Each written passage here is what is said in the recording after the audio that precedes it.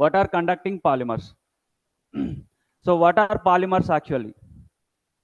So polymers are the big molecules which are formed by the combination of smaller molecules. That process is known as polymerization. So what is a polymer? Polymer is a big molecule. Polymer is a big molecule which is formed by the combination of the smaller molecules. That process is known as polymerization. Okay, we discussed so far some polymers like PVC and the Teflon, bakelite, and so on, etc., etc. Okay, so coming to conducting polymers. What are conducting polymers? Conducting polymers. Almost the polymers are electrical insulators. All the polymers are electrical insulators, but some polymers are allowing the current through the polymers. Okay, those polymers are called conducting polymers. The polymers which allowing the current, the polymers which are allowing the current are called conducting polymers. Most of the polymers are electrical insulators. So you know, if the plastic is electrical conductor, no. Rubber is electrical conductor, so it is not a electrical conductor, it is a insulator. And PVC, polyvinyl chloride, that is plastic, is also a electrical insulator. It not allowing, these are not allowing the current. But some polymers are there, they are allowing the current. So those polymers are called conducting polymers. So then how can you define the conducting polymers? Okay, the polymers which allowing the current through itself is known as conducting polymer. Okay, the polymers which allowing the current. The polymers which allowing the current through the polymers which are allowing the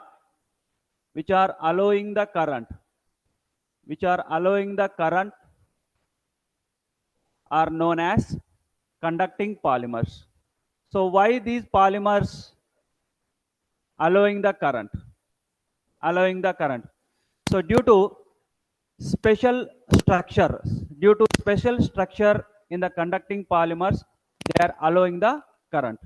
So due to some special structure, so due to the presence of that special structure is due to the presence of conjugated double bonds.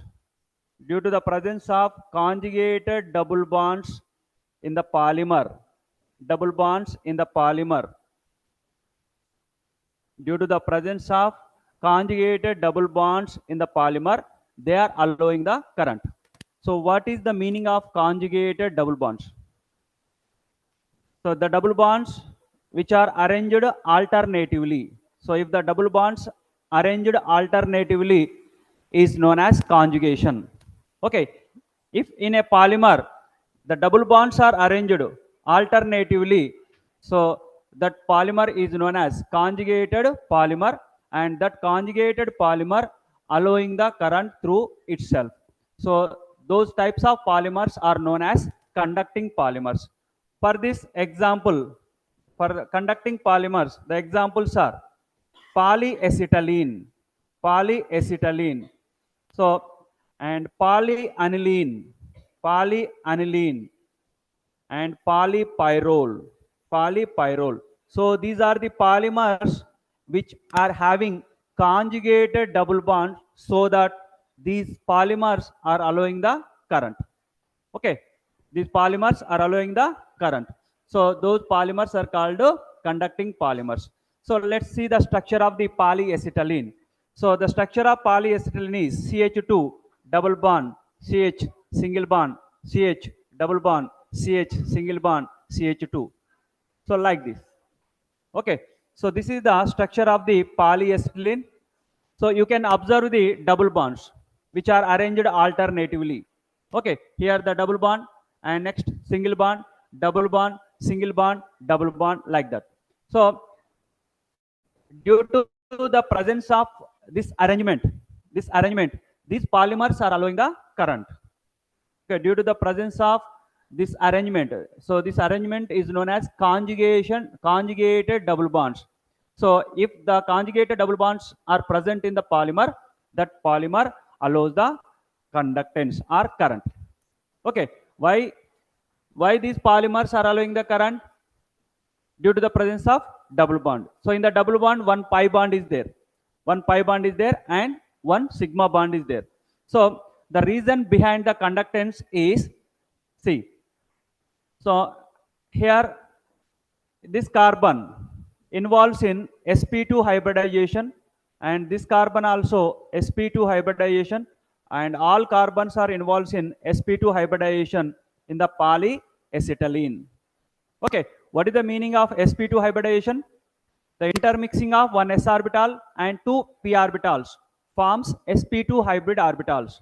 Okay, always hybrid orbitals, leads to form the sigma bond. Okay, hybrid orbitals leads to form the sigma bonds. Okay, so around this carbon, how many sigma bonds are present? And similarly, this carbon, this carbon, this carbon. So all the carbons are having 3 sigma bonds. How many? 3 sigma bonds. Okay, so these 3 sigma bonds are formed by the sp2 hybrid orbitals, and one pi bond is there. So that pi bond is formed by the unhybridized p orbital, which is present in carbon.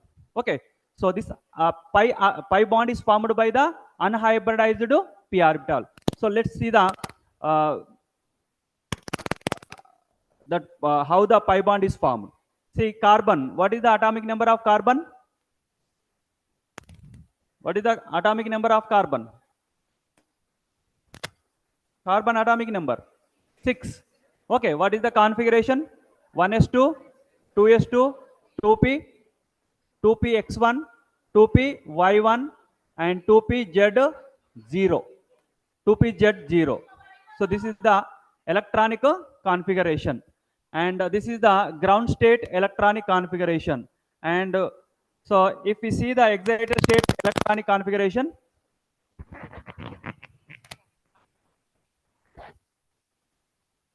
okay. So excited state configuration is 1s2, 2s2, sorry, 1s2,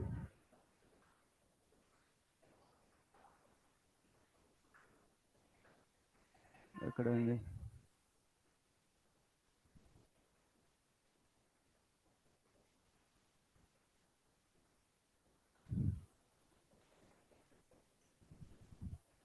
1s2, 2s1, 2px1, 2py1, 2pz1. So this is the excited state configuration. Excited state configuration. So when we give the some energy to the carbon, so the electrons in the carbon are excited to next to orbital. Okay, here in the s orbital, 2 electrons are there. So in that, one electron is excited to the 2pz orbital.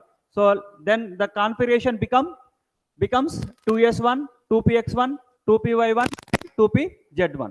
So in this, one s orbital and 2 p orbitals are involved in sp2 hybridization. Okay, one s orbital and 2 p orbitals. One s orbital, 2px1 and 2py1 are involved in the sp2 hybridization, and by overlapping of sp2 hybrid orbitals, the sigma bonds are formed around the carbon. So every carbon has 3 sigma bonds. These are formed by these sp2 hybrid orbitals.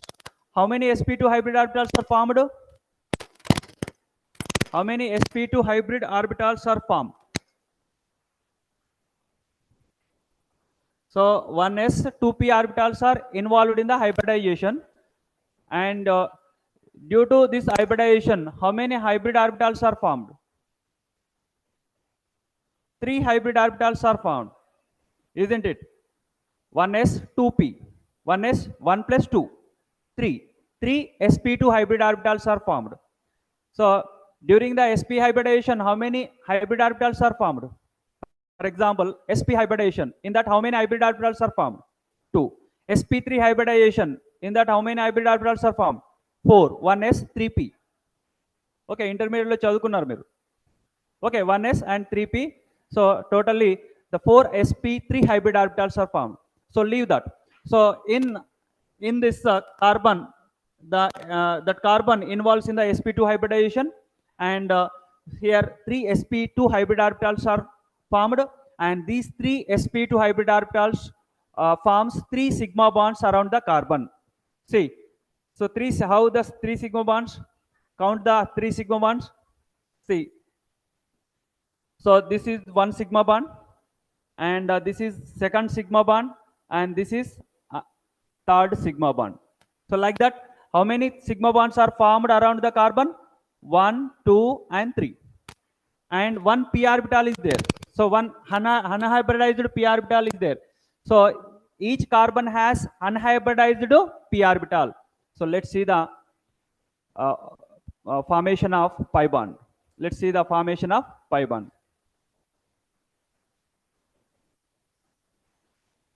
See.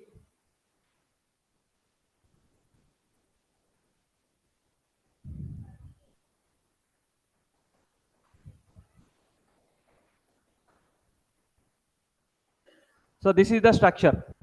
Okay, and each carbon has one unhybridized p orbital. One unhybridized p orbital. So let's see the unhybridized p orbital like this. So this is what unhybridized p orbital. Every carbon has one unhybridized p orbital, and that p orbital contains one electron. Okay, so like that, every carbon has one unhybridized p orbital. One unhybridized p orbital like this. Okay, and every unhybridized p orbital contains one electron each. Okay, and these unhybridized p orbitals are involved in the pi bond formation by lateral overlapping. By lateral overlapping, these unhybridized p orbitals are involved in the pi bond formation. So like that, so here one pi bond is there. One pi bond is formed. Okay, so these pi bonds are formed by the unhybridized p orbital. మీరు ఏది గుర్తుపెట్టుకోవాలంటే the pi bond is formed by the unhybridized p orbital of each carbon. Okay, and see, so this unhybridized p orbital overlapping linearly, and so that these pi bonded electrons are loosely bonded with the carbon, and they are easily excited when some energy is given to the polymer. So some energy is given to the polymer. If energy is given to the polymer, what happened? These these pi orbitals, these pi bonds, these pi bonded electrons are easily excited. So and form the electron cloud, pi electron cloud. So forms what? Pi electron cloud. Okay, so this pi electron cloud is responsible for the conductance of the polymer, is responsible for the allowing the current. So what is so how this polymer is allowing the current? Due to the formation of pi electron cloud. So as we conductors are not, మనం కండక్టర్సా కాదా? మనం కండక్టర్సా కాదా? ఎప్పుడు తెలుస్తుంది మనం conductors అని? ఎప్పుడు తెలుస్తుంది? when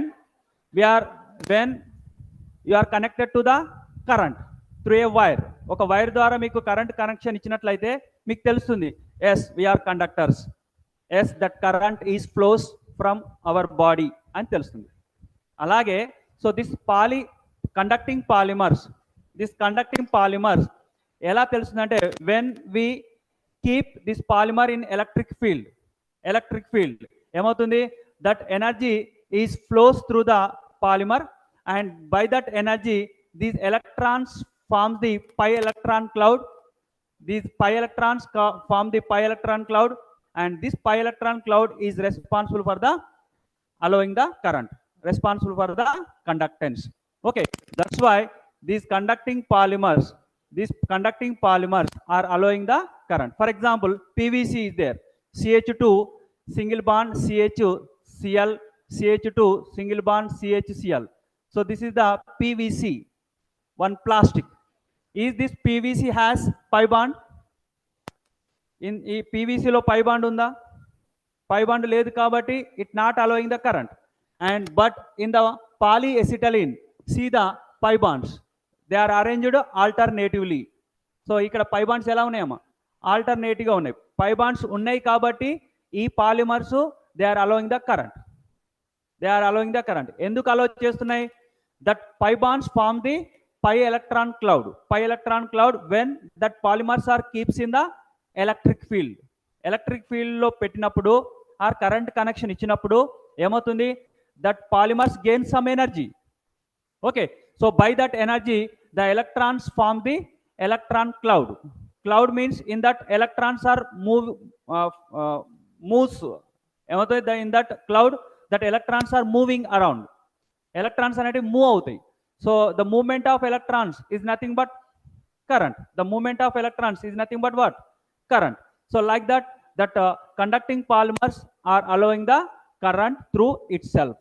Okay, so the main reason is due to the presence of conjugated double bonds, the polymers are allowing the current. So em cheptaru, why the conducting polymers are allowing the current? Due to the presence of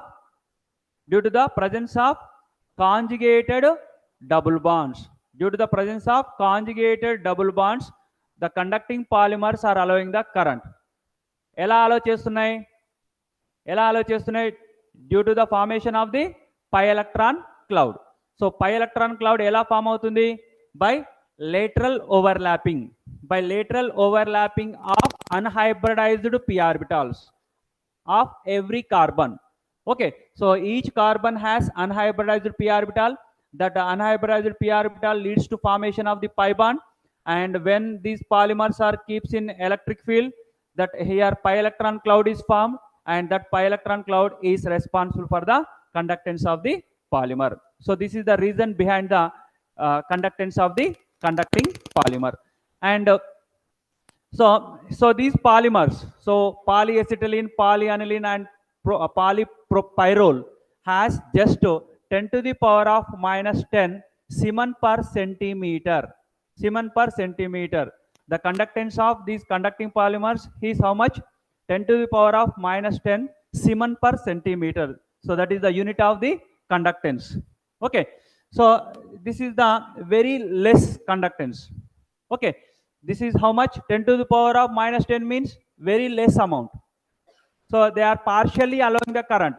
కొద్దిగా మాత్రమే అలో చేస్తాయి. These polymers are allowing the partially. How much it is? Just 10 to the power of minus 10. Okay, to enhance the conductance, so we have to increase the conductance of these polymers by the doping.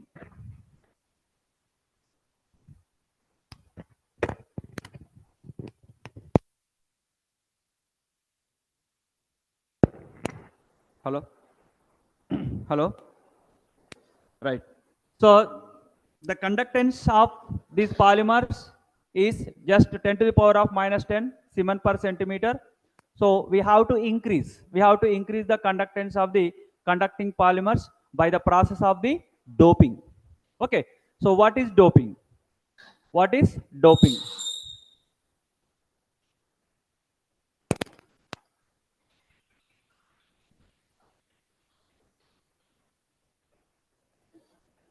So what is doping? So it is the process of increasing the conductance of polymers by adding oxidizing and reducing agents. Generally in physics మనం ఏం చెప్పుకుంటాం? Doping అంటే adding impurities to the substance. By adding impurities to the substance, the conductance of that substance will be increases. So ఈ కెమిస్ట్రీలో ఏం చెప్పుకుంటామంటే here also same meaning. So we are adding externally oxidizing and reducing agents. By adding oxidizing and reducing agents, the conductance of the conducting polymers will be increases. So that process is known as doping. So what is doping? It is the process of enhancing conductance of the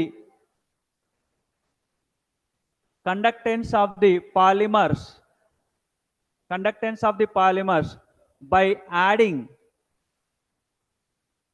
adding oxidizing and reducing agents. Oxidizing or reducing agents. By adding oxidizing or reducing agents, we can enhance the conductance of the polymer. So that process is known as doping. What is doping? It is the process of enhancing, means increasing or improving the conductance of the polymers by adding the oxidizing and reducing agents.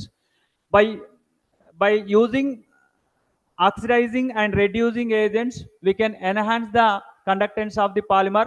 Based on that the doping is classified into two types. It is two types. What are they? It is two types uh, based on the oxidizing and reducing agents. The doping process can be classified into two types. One is p doping, and second one is n doping. P doping and second one is the n doping. Okay, and then what is p doping? What is p doping? What is p doping?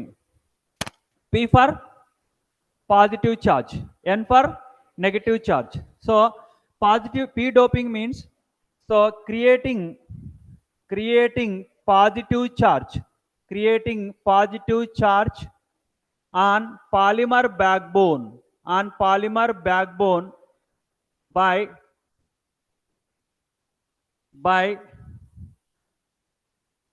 by adding oxidizing agents,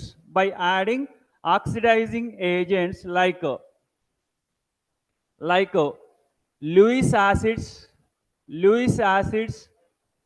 or iodine vapor. Lewis acid or iodine vapor. So how can we doing the doping, p doping? By adding the oxidizing agents, we can enhance the conductance by creating the positive charge. P for positive charge. P for positive charge or positive hole. Okay, positive hole or positive charge. Okay, so by creating positive charge, by adding the oxidizing agents, we can enhance the conductance of the polymer. So that process is known as p doping.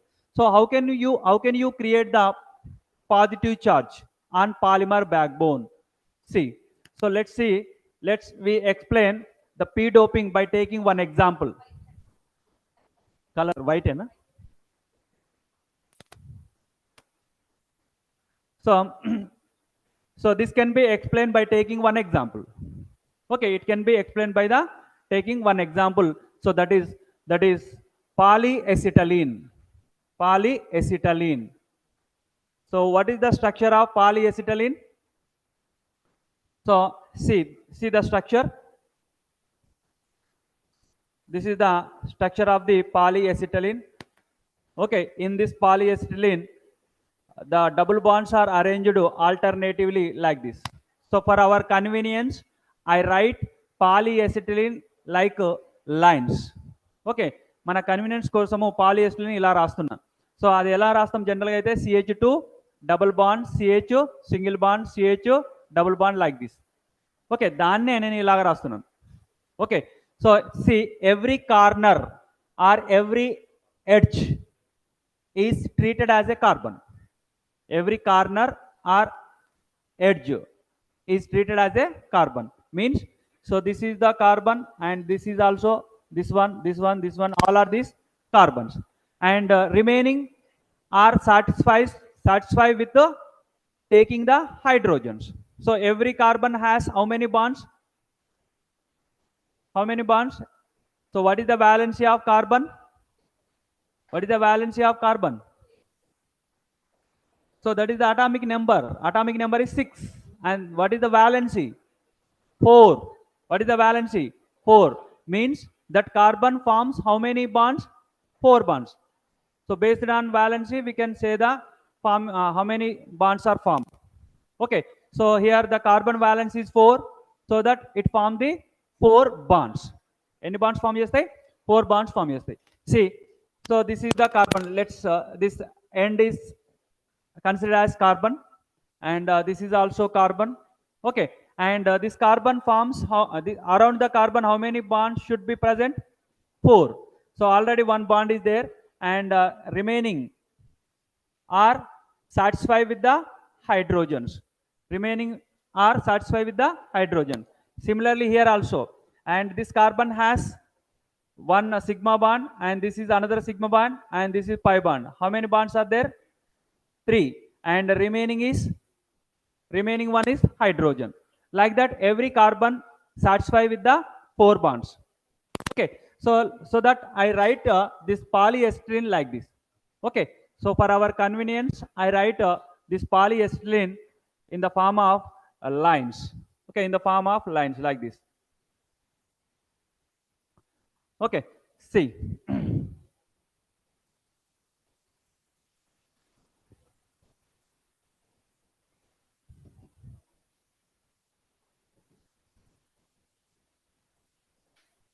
So this is the structure of the polyacetylene. So this is keep in the bracket, square bracket, and take n. Okay. So this is the way of writing the polymer. Polymer ela rastam square bracket lo betti take n and rastam. Okay. So this is the polyacetylene, and by adding oxidizing agents, here the oxidizing agent is iodine vapor in the presence of carbon tetrachloride, and by adding iodine vapor, it do the oxidation reaction on polymer. So what is oxidation? Loss of electrons is called oxidation. So by doing oxidation reaction, this polymer loses 1 electron. Okay. So oxidizing agents do the oxidation reaction. What are oxidizing agents? These are the agents do the oxidation reaction. What is oxidation reaction? Loss of electrons is known as oxidation reaction. So by adding this iodine vapor to the polyacetylene, so what happened? 1 electron is removed from the polyacetylene. Okay. By loss of 1 electron, that polyacetylene become like this. By loss of 1 electron, that polyacetylene become, see, I remove 1 electron from this carbon. For example, ekkadi nunchi aina teeseyachu, but I remove the 1 electron from this carbon anukundam. So then that carbon carries the positive charge. Okay. So here it loses the 1 electron. Whenever the electrons are lost, it get the positive charge. Similar here also, this polyacetylene get positive charge, and remaining keep the pi bonds as usual. So like this. Okay, ila rand. So this is what the polymer after oxidation. Okay. So here one positive charge is formed, and the name of this polymer is called polaron. Emantam? Polar ion. Pole. Positive pole, negative pole, like that. Positive pole, negative pole. So this polymer carries a pole, positive pole, so that it is called polaron ion. So it is the ion that carries the positive charge kabatti then emantam ion antam, and it has one positive pole, so that totally together called as polaron. Emantam dani? Polaron. Okay. And do the second oxidation by adding iodine vapor in the presence of carbon tetrachloride. By doing second oxidation, again it loses 1 electron. Okay. By doing second oxidation, it loses 1 electron. So after loss of second electron, that polymer become like this. Okay, so this is already one positive charge by the first oxidation, and by second oxidation here this carbon loses the that second electron, so that carbon carries the second positive charge. Okay, so like that two positive charges are created in the polymer. So this the name of this polymer is called bipolaron. ఏమంటుందని bipolar ion. Bipolaron. Bi means two. Bi means two. So two positive charges are created on the polymer. So ఇప్పుడు మనం ఏం చేస్తున్నాం, doping చేస్తున్నాం. Doping అంటే ఏంటి, adding impurities. ఇక్కడ ఏ impurities add చేస్తున్నాం, oxidizing agents. So oxidizing agents ఏంటివి, అయోడిన్ అనేదాన్ని యాడ్ చేస్తున్నాం. యాడ్ చేస్తే ఏమవుతుంది, అది ఆక్సిడేషన్ చేస్తుంది. ఆక్సిడేషన్ చేయడం అంటే ఏంటి, it removes the one electron from the polymer. Okay, so here one electron is removed and form the polaron, and here the second electron is removed, form the bipolaron. So here the bipolaron is responsible for the enhancing the conductance of the polymer. So ఇలా two positive charges create అవడం ద్వారా ఏమవుతుందంటే దాని conductance అనేది increase అవుతుంది. ఎందుకు increase అవుతుంది, నిన్న ఒక ఎగ్జాంపుల్ చెప్పాను. సో మనం ఈ ఫ్లోర్ పైన వాటర్ని ఫ్లో చేయించినట్లయితే కాన్స్టెంట్గా ఫ్లో అవుతుంది. ఎందుకంటే సో ఎక్కడ కూడా వంపులు లేవు కాబట్టి, ప్లేనార్గా ఉంది కాబట్టి వాటర్ అనేది కాన్స్టెంట్గా ఫ్లో అవుతుంది. సో ఇదే ప్లేన్ పైన నేను ఒక హోల్ చేశాను అనుకోండి ఆ ఎడ్జ్లో, అప్పుడు వాటర్ ఫ్లో ఏమవుతుంది, the velocity of that water flow increases. ఎందుకంటే అక్కడ హోల్ క్రియేట్ అయింది కాబట్టి సో ఫాస్ట్గా వాటర్ అనేది మూవ్ అవుతుంది. అంతేనా, అక్కడ హోల్ క్రియేట్ అయింది కాబట్టి ఫాస్ట్గా వాటర్ అనేది ఫ్లో అవుతుంది. ఇక్కడ కూడా అంతే. సో ఇక్కడ ఏమవుతుంది, పాజిటివ్ ఛార్జ్ క్రియేట్ అయింది. So to fulfil the positive charge, the adjacent pi electrons are moves like this. Okay, the adjacent pi electrons are moves like this, and to fulfill this positive charge, that adjacent pi electrons are move like this. Okay, so by creating positive charges, what happened, the movement of the electrons will be increases. ఏమవుతుంది, పై electrons అనేవి move అవ్వడం start అయినాయి. So పై electrons అనేవి move అవ్వడం start అయ్యాయి. ఎందుకు start అయినాయి, to fulfil the deficiency. ఇక్కడ ఏముంది, పాజిటివ్ ఛార్జ్ అంటే ఏంటి, the deficiency of the electron. Positive charge ఎలా క్రియేట్ అవుతుంది, బై లాస్ ఆఫ్ ఎలక్ట్రాన్ కదా. అక్కడ ఏముంది, డెఫిషియన్సీ ఉంది. To fulfil the deficiency, that adjacent pi electrons are moving to the right side. Okay, moving to the right side, then this carbon carries positive charge, and to fulfill this positive charge, adjacent pi electrons are moving. Okay, here the electrons are moving right side and the positive charges are moving left side. electrons ఎలా ఎటువైపు move అవుతున్నాయి, right side move అవుతున్నాయి, and positive charges ఎటువైపు move అవుతున్నాయి, left side move అవుతున్నాయి. ఈ electrons ఇక్కడికి వస్తే ఏమవుతుందో, పాజిటివ్ ఛార్జ్ పోతుంది. సో పాజిటివ్ ఛార్జ్ ఏమవుతుంది, that is balanced by the electrons. ఇక్కడ పాజిటివ్ ఛార్జ్ అంటే ఏంటి, ఎలక్ట్రాన్ డెఫిషియన్సీ కదా. ఆ ఎలక్ట్రాన్స్ను ఫుల్ఫిల్ చేయడానికి ఏమైంది, ఈ పై ఎలక్ట్రాన్స్ ఇక్కడ షిఫ్ట్ అయినాయి అంటే ఇక్కడ పై బాండ్ ఫామ్ అవుతుంది. అండ్ ఇక్కడ ఏమైంది, ఈ ఎలక్ట్రాన్స్ ఇటు వెళ్ళినాయి కాబట్టి again this carbon has deficiency, electron deficiency. కాబట్టి ఇక్కడ ఏమవుతుంది, positive charge create అవుతుంది. Okay, and like that the positive charges are moving left side, and means the holes are moving left side and electrons are moving right side. Okay, so here the movement of electrons will be increases by creating the positive charges, so that the conductance will be increases. So conductance increase ఎలా అవుతుంది, ఇక్కడ electrons యొక్క movement increase అయింది కాబట్టి conductance కూడా increase అవుతుంది. That conductance increases from 10 to the power of -10 to 10 to the power of -3 Siemens per centimeter. So this is what p doping. By p doping, how much current will be increases, 10 to the power of -10 to 10 to the power of -3. Is it increases or decreases? That that value represents what, Increasing conductance or decreasing conductance? 10 to the power of minus 10 to 10 to the power of minus 3 means increasing. The conductance increasing from 10 to the power of minus 10 to 10 to the power of minus 3. So this is what p doping. What is p doping? Creating positive charges on the polymer backbone by adding oxidizing agents. By creating positive charge, what happened? The movement of electrons will be increases. The movement of electrons will be increases. So that the conductance will be increases from 10 to the power of minus 10 to 10 to the power of minus 3. So this is what p doping. And next to n doping. Second one, n doping. So what is n doping? Similarly, p doping langane n doping cheppandi. So n for negative charge. So what is n doping?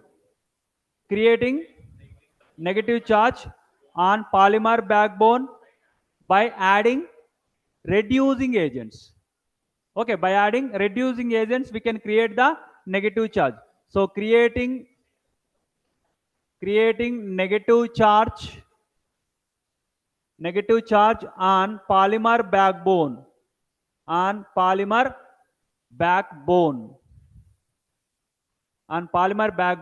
by adding what? Reducing agents. By adding reducing agents. Okay, by adding reducing agents, we can create the negative charge. So that is what n doping. N for negative charge. Okay, so take same example. So that is polyacetylene. So to this, I add one reducing agent like sodium naphthalide. One reducing agent like sodium naphthalide. So Na2C10H8. So this is what sodium naphthalide. Sorry.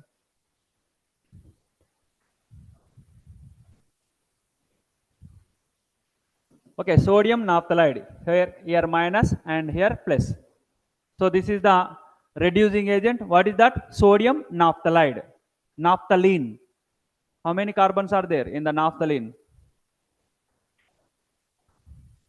Naphthalene. How many benzene rings are clubbed together?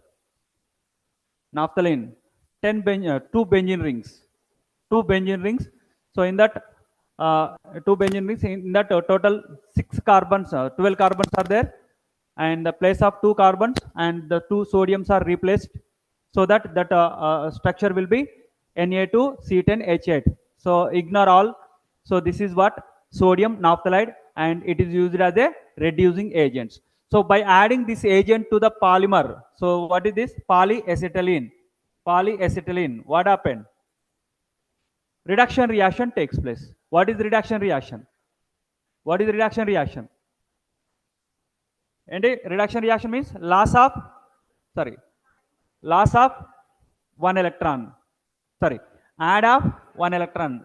Addition of one electron or gain of electrons is known as reduction. Gain of electron is known as reduction. Loss of electrons is known as oxidation. In the previous case, we did the oxidation by adding the oxidizing agents. So by adding reducing agents, here reduction reaction takes place by addition of one electron. If one electron is added to this polymer, that polymer become like this. Okay, if one electron is added to this polymer, what happens? ఏమవుతుంది? So ఇది ఇలాగే ఉంచి and ఇక్కడ ఈ carbon, so it gains, for example, that electron, so that it carries the negative charge. Okay, so ఇంతకుముందు కూడా మనం ఇదే కార్బన్ పైన చెప్పుకున్నాం కాబట్టి ఇప్పుడు కూడా అదే కార్బన్ పైన చెప్పుకుందాం. So if that polymer gain one electron, that polymer carries one negative charge. Okay, and this polymer is known as what? Polaron. ఏమంటుందని? Polaron. Why? It carries the one negative pole. It carries one negative pole, so that it is called polaron. And doing second oxidation by adding same reagent, that is sodium naphthalide, Na2C10H8. By doing second oxidation, so again one electron is added. So by adding second electron, that polymer become like this. So here that polymer carries the two negative charges, and it is known as bipolaron. Okay, it is known as bipolaron. So here the two negative charges are created on the polymer backbone, and these negative charges are involved in the localization. Delocalization means here this negative charge,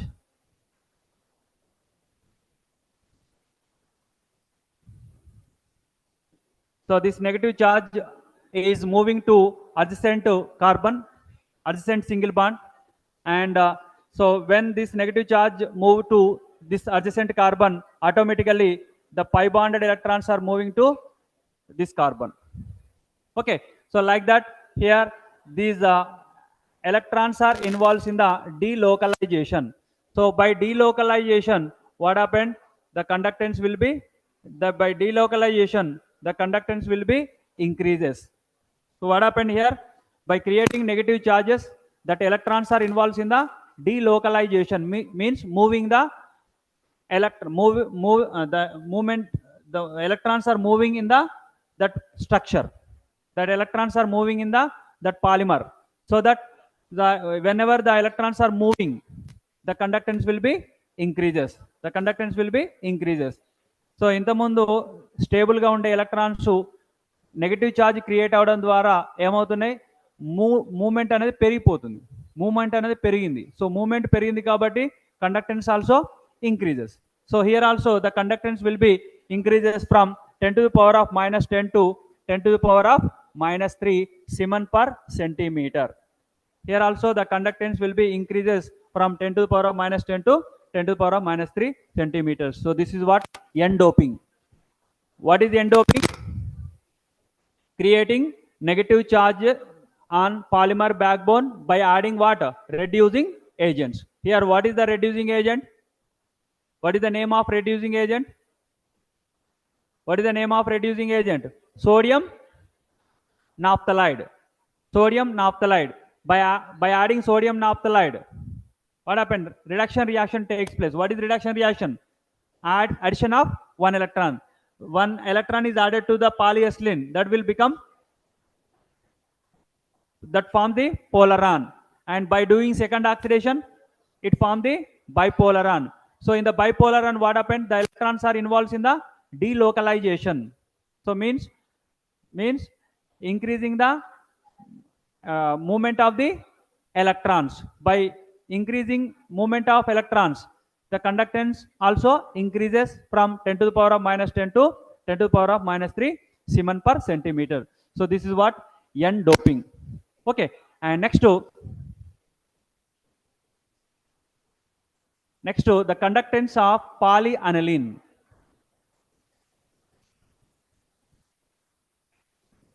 Polyaniline. So polyaniline. So this is the another topic. It not includes in the P doping, N doping, and we have in our syllabus that is polyaniline. What is aniline? What is aniline? On benzene ring, if amine group is there, that is known as aniline. Benzene ring paina em undali? If benzene ring carries, if benzene ring carries amine group, if benzene ring carries amine group, and that is known as aniline. If these anilines are involved in polymerization, here polyaniline is formed. Polyaniline is formed. So the structure of polyaniline is like this.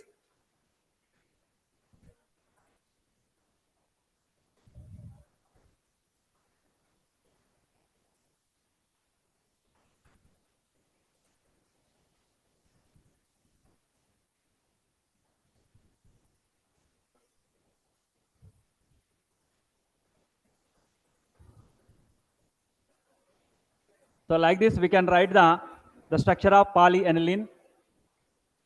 Okay, polyaniline.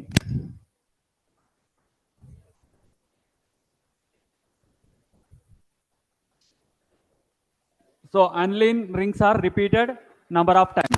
In the polymer, in the polyaniline, aniline rings are repeated number of times, isn't it? So this is what polyaniline. So it is also a conducting polymer. It has a conductance of 10 to the power of minus 10 Siemens per centimeter. So we have to enhance the conductance by here protonic doping. By protonic doping, we can enhance the conductance of the polyaniline. So protonic doping means by adding the protons. By adding protons, we can enhance the conductance. See, so here we have to do the proton, adding protons. So protons add చేయాలి. So protons add చేస్తే ఏమవుతుందో చూద్దాం. So proton means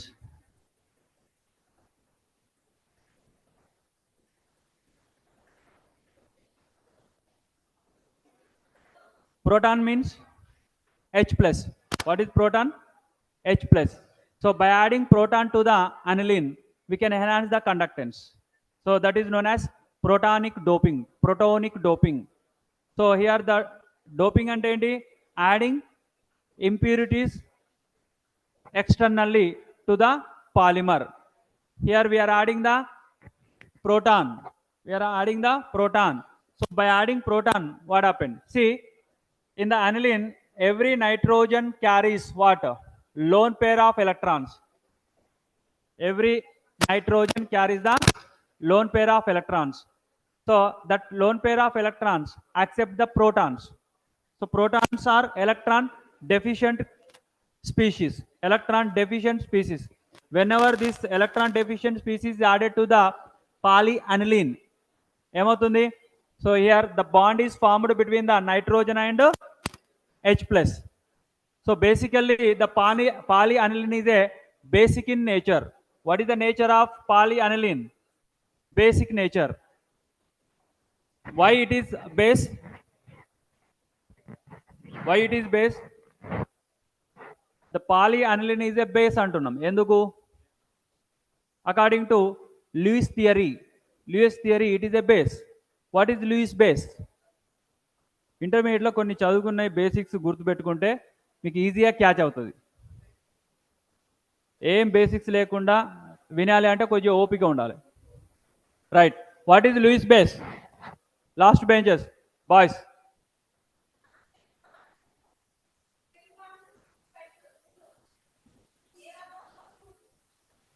కాముగా వినండి, లేకపోతే questions అడుగుతారు. నిలబెట్టి కాముగా వినండి. ఓకే. సో ఇది కనెక్టింగ్ టాపిక్ కాబట్టి సో ప్రీవియస్ స్టాండర్డ్ నుంచి మనం తీసుకోవాల్సి వస్తుంది. డైరెక్ట్ చెప్తే మీకు ఏం అర్థం కాదు. ఓకే. సో లూయిస్ బేస్ అంటే తెలియదు. ఇప్పుడు ఎలా చెప్తానే వినాలి, లేకపోతే కొంచెమైనా ప్రీవియస్ స్టాండర్డ్స్లో మనకు తెలిసానే ఉండాలి. So what is Lewis base? Electron donor. Electron donor is Lewis base. Electron acceptor is Lewis acid. So here this aniline has electrons. Okay, electrons on nitrogen. So these electrons are ready to donate. So it is a donor, electron donor. So that it is a base. So basically that polyaniline is a base. So here we are adding what? Proton. Proton is nothing but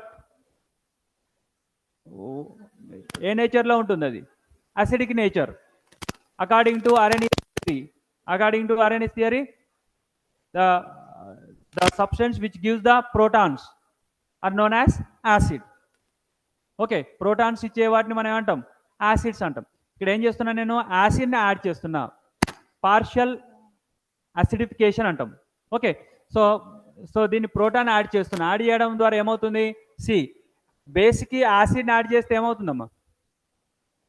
When the base is neutralized by the acid, what it forms? Generally, sodium hydroxide combines with the HCl. Sodium hydroxide is a base, HCl is a acid. What it forms? Salt. ఏం form అవుతుంది? Salt form అవుతుంది. ఇక్కడ కూడా అంతే కదా, ఇది base, నేను ఏం యాడ్ చేస్తున్నాను? యాసిడ్ యాడ్ చేస్తున్నా. యాసిడ్ యాడ్ చేస్తున్నా కాబట్టి ఏం ఫామ్ అవుతుంది? సాల్ట్ ఫామ్ అవుతుంది. That aniline, polyaniline salt is formed, and that polyaniline salt is also known as emeraldine salt. It is also known as emeraldine salt. See the structure of that salt. So NH, and here, so this nitrogen accept the proton so that it carries the positive charge. So by donating its electrons, the bond is formed with hydrogen, so that here it donates the electrons so that it carries the positive charge. Okay, and next same structure raseyandi repeated ga.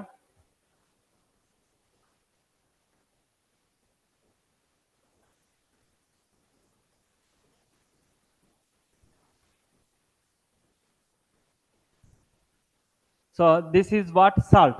So this salt is known as emeraldine salt. Emeraldine salt. Okay, so here in the emeraldine salt, on nitrogen, one positive charge is there. So due to the positive charge, here the conductance will be increases. Enduku? Here ఇంతకుముందు చెప్పుకున్నట్టే ఇక్కడ positive charge create అయింది కాబట్టి in benzene so in benzene ring,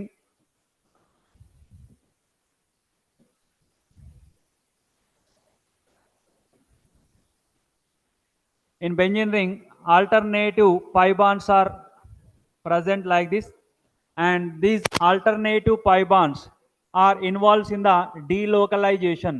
So here the electron deficiency is there, so that these pi electrons are moved to right. So when these electrons are moving, automatically these electrons are also involved in the movement or delocalization, and these electrons are also involved in the delocalization. So delocalization ante enti? Moving the electrons around the circle. Okay, ikkada movement అనేది start అవుతుంది కాబట్టి ఆటోమేటిక్గా the conductance will be increases.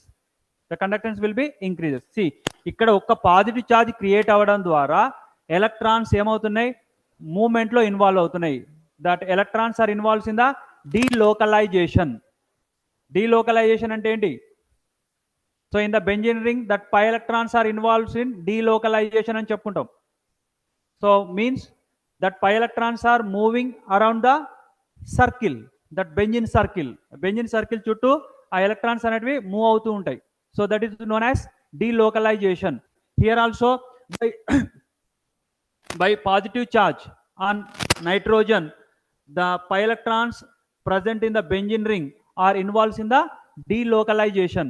So by that delocalization, the conductance will be increases in the polyaniline. So this is the structure of the polyaniline, and why the conductance increases in the polyaniline. So why the polyaniline conductance will be increases? By protonic doping. Simply we can say that by protonic doping, the conductance of that polyaniline increases from here also 10 to the power of minus 10 to 10 to the power of minus 3 Siemens per centimeter. ఇక్కడ కూడా conductance అనేది so అంతకు increase అవుతుంది, 10 to the power of minus 3కి increase అవుతుంది. Okay, right.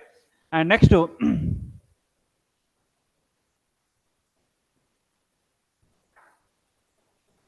ఇంకా పెద్దగా రాయాలా madam? Right.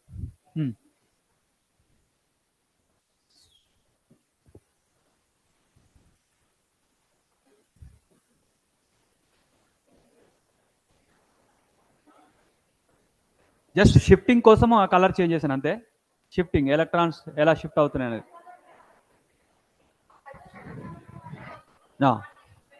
Right. So next, so this is about the conducting polymers. So what are conducting polymers? Once again ఒకసారి రివ్యూ చూద్దాం. The polymers which allowing the current are called conducting polymers. Example: polyacetylene, polypyrrole, polyaniline. Okay, and reason. So what is the reason why the polymers are allowing the current? Due to the presence of conjugated double bonds. Due to the presence of conjugated double bonds, these polymers are allowing the current. Why these polymers are allowing the current? Due to the presence of conjugated double bonds. So these conjugated double bonds form the pi electron cloud, and that pi electron cloud is responsible for the conductance, responsible for the increasing of conductance. And see, and next to here the process is doping. What is doping? Enhancing the conductance of the polymers is known as, by adding oxidizing and reducing agents, is known as the doping. Here two types of dopings are there, p doping and n doping. So p doping is creating positive charge by adding oxidizing agents, and n doping is creating negative charge by reducing agents. So finally, by dopings, bipolar ions are formed, and in the bipolar ions, what happened? The bipolar ion, what happened? The movement of electrons will be increases. So that is responsible for the increasing of the conductance from 10 to the power of minus 10 to 10 to the power of minus 3. Okay, and next to protonic doping. Protonic doping. So this process can be done in the polyaniline. So what is protonic doping? Adding proton to the polymer. Adding proton to the polymer. Here emeraldine salt is there, and in the emeraldine salt, the pi electrons are involved in the delocalization, and by that conductance will be increases to 10 to the power of minus 3. So this is about the conducting polymers. And next to biodegradable polymers. Biodegradable polymers. Biodegradable polymers. So very important. So దీని నుంచి ఒక question వస్తుంది. Biodegradable polymers. So these are special type of polymers which decompose by microbial action. By microbial action after their use. After their use. So what are biodegradable polymers? So these are special type of polymers. Special polymers. These are special polymers which decompose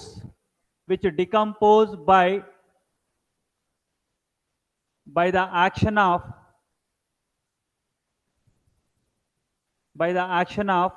microorganisms. By the action of microorganisms after their use. After their use are known as biodegradable polymers. So మనం polymers, plastics వాడద్దు అని చెప్తున్నారు.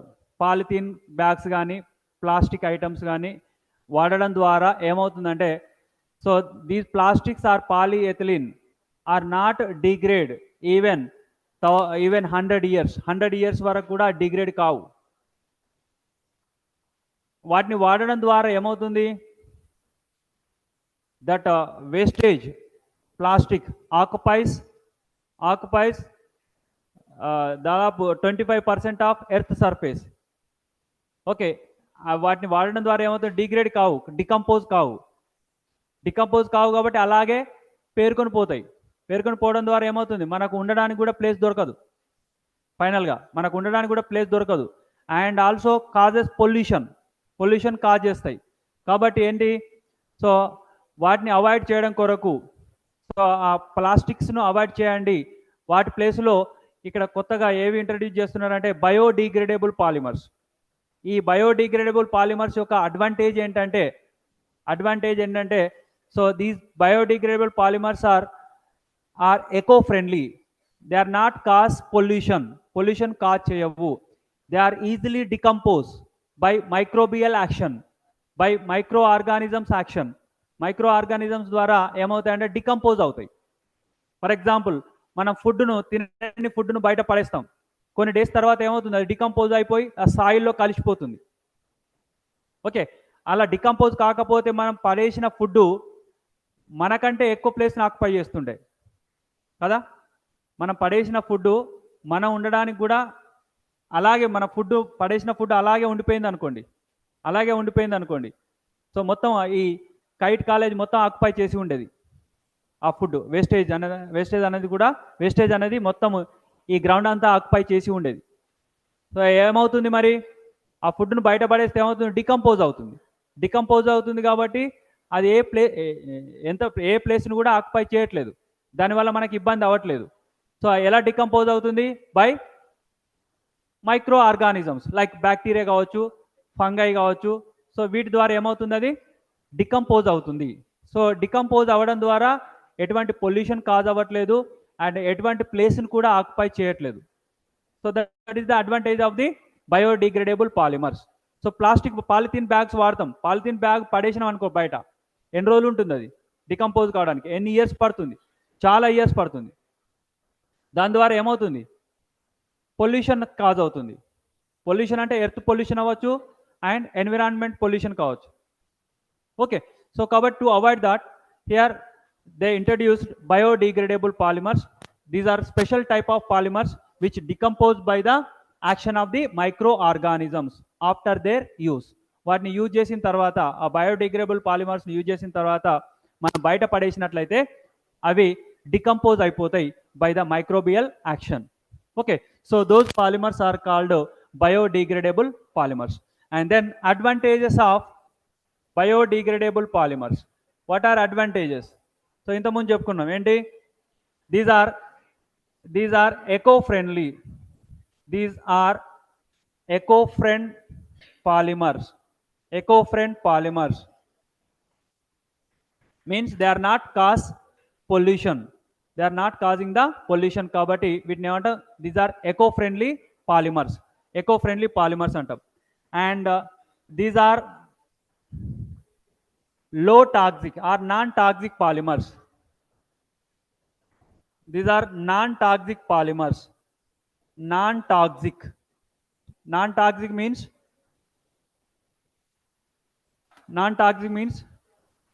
it not cause the harmness. Okay, హార్మ్నెస్ని cause చేయవు, non toxic. అదే మనము ఈ plastics వాడితే ఏమవుతుంది, plastics are toxic in nature. Means so by using plastics, what happened, the plastics contains carcinogenic agents. So by using plastics, what happened, it causes the cancers to the human beings. So nowadays cancer ఎక్కువ ఎందుకు వస్తుందంటే ప్రతిది కూడా ప్లాస్టికే కదా, ప్రతిదాన్ని కూడా మనం plastic తోటే వాడుతున్నాం, ప్లాస్టిక్నే యూజ్ చేస్తున్నాం. కాబట్టి ఈ ప్లాస్టిక్లో ఏముంటాయంటే కార్సినోజెనిక్ ఏజెంట్స్ ఉంటాయి. అంటే ఆ ప్లాస్టిక్ని ప్రిపేర్ చేసేటప్పుడు చాలా కెమికల్స్ యూజ్ చేస్తారు కాబట్టి, so generally chemicals are carcinogenic agents.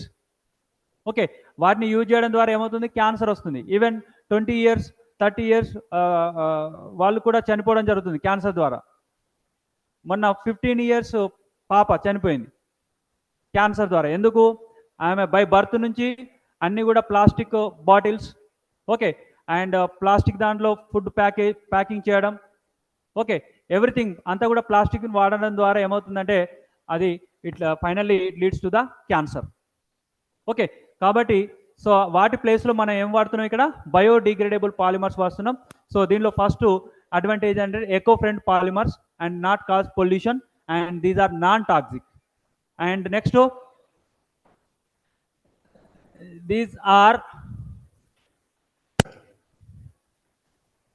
available in low cost. These are low cost polymers. The cost of polymer is also very less. So the cost of polymer is also very less. So kabatti low cost polymers. And next they are available from the plants.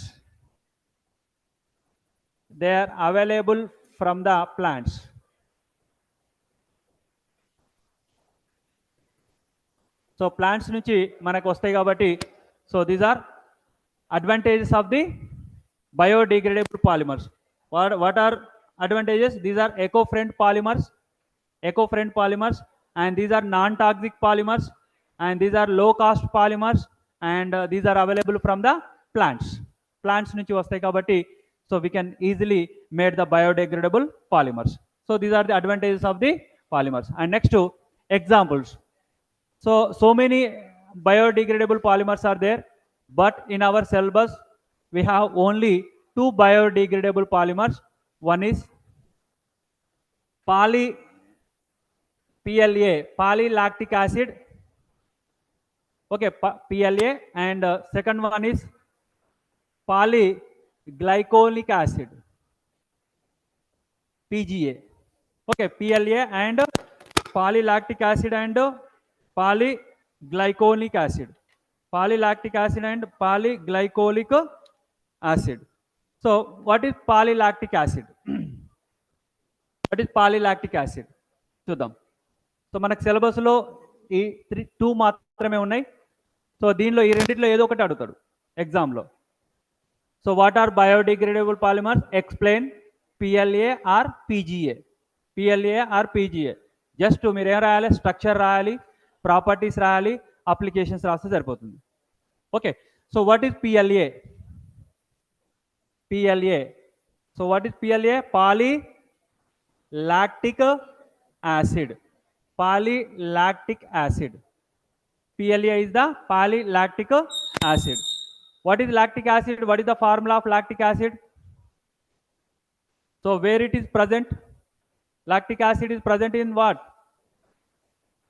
ఎక్కడ ఉంటుంది lactic acid? Milk or curd. కర్డ్లో మిల్క్లో ఉండేది polylactic acid. Okay, so what is the formula of lactic acid? See, it is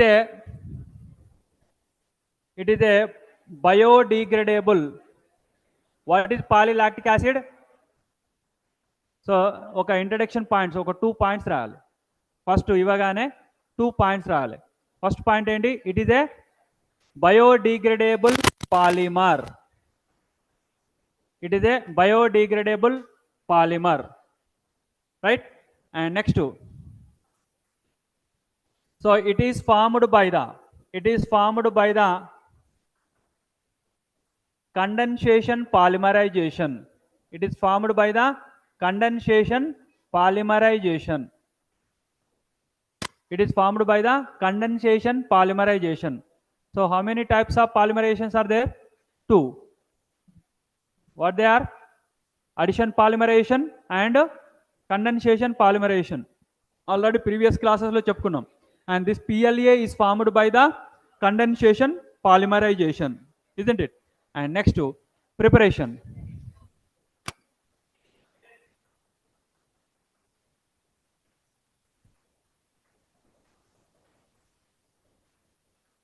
So preparation of polylactic acid. Preparation of polylactic acid. So what is the formula of polylactic acid? CH3, CH, COOH and OH. So this is the lactic acid.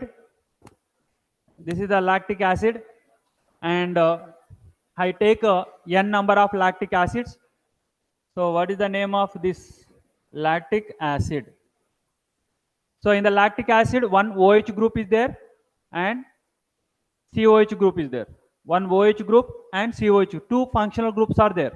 Generally, the functional group containing monomers are involved in the condensation polymerization, isn't it? Functional group containing monomers are involved in the condensation polymerization. Double bonded containing monomers are involved in addition polymerization. Double bond ఉంటే addition polymerisation అని మనం బ్లైండ్గా గుర్తుపెట్టుకోవాలి. And functional groups ఉంటే అది condensation polymerisation అని గుర్తుపెట్టుకోవాలి. So ఇక్కడ ఏమున్నాయి? ఫంక్షనల్ గ్రూప్స్ ఉన్నాయి. ఏంటవి? ఒకటి OH functional group, that is alcoholic functional group, and second one is COH functional group, carboxylic acid functional group. When these are involved in the condensation polymerization by heating, and here it loses the n number of water molecules, and here the polylactic acid is formed, and the structure of polylactic acid is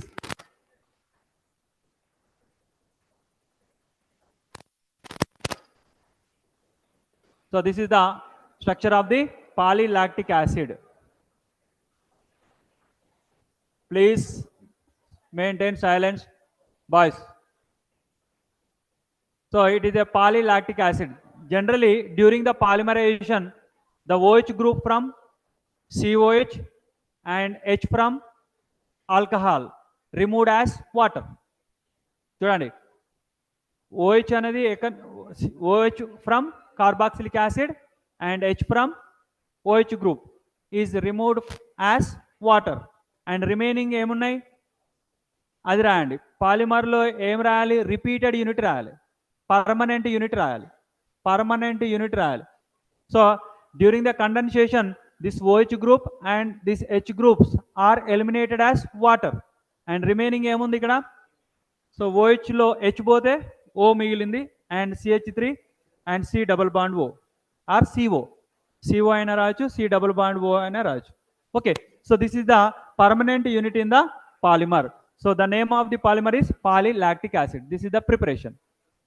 Is it clear? Lactic acid. What is lactic acid? CH3 CHOH COH, CH3 CHOH COH. So that is what? Lactic acid. Okay, lactic acid milk లో ఉండేది, milk లో ఉండే acid lactic acid, curd లో ఉండే acid lactic acid. Okay, so కాబట్టి మనకు కొంచెం live example దగ్గర ఉన్నప్పుడు దాని స్ట్రక్చర్ గుర్తుపెట్టుకోవాలి, ఒక బ్లైండ్గా గుర్తుపెట్టుకోవాలి. ఆహా ఏంటో ఉన్నది అని తెలుసుకొని మనం గుర్తుపెట్టుకుంటే ఈజీ అయిపోతుంది. లాక్టిక్ యాసిడ్ ఏముండే? CH3 CHOH COH అని అలా గుర్తుపెట్టుకోవాలి. ఎన్ని కార్బన్స్ ఉన్నాయి దీనిలో? How many carbons are present? 3 carbons. 3 carbon containing carboxylic acid group, and it contains OH group at second carbon, like CH3 CHOH. ఇలా రాయాలమ్మా, CH3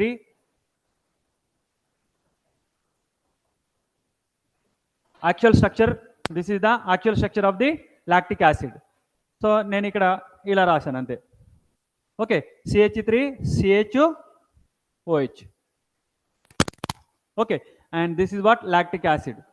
And by polymerization, by condensation polymerization, here the polylactic acid is formed. And next to properties. So properties of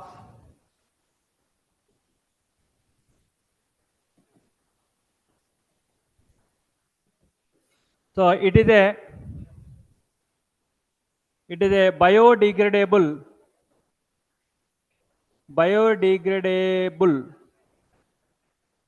polyester. It is a biodegradable polyester. Okay, and next to its melting point. Its melting point is 170 to 180 degrees centigrade. 170 to 180 degrees centigrade. Okay, and next to, so it is soluble in organic solvents. It is soluble in organic solvents. And next to, so it is a very strong polymer. So this fiber, it is a strong polymer. It is a strong polymer. Okay, so these are the properties of the biodegradable polymer. Polylactic acid యొక్క properties ఏంటి? One is, so it is a biodegradable polyester. Ester group ఉంది కాబట్టి polyester అంటాం. Ester group ఉంది కాబట్టి polyester, and its melting point is 170 to 180, and it is soluble in organic solvents, and it is a strong polymer. Okay, and next to applications.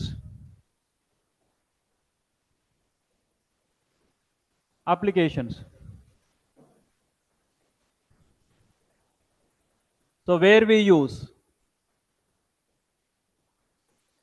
so PLA, polylactic acid, used in medical implants.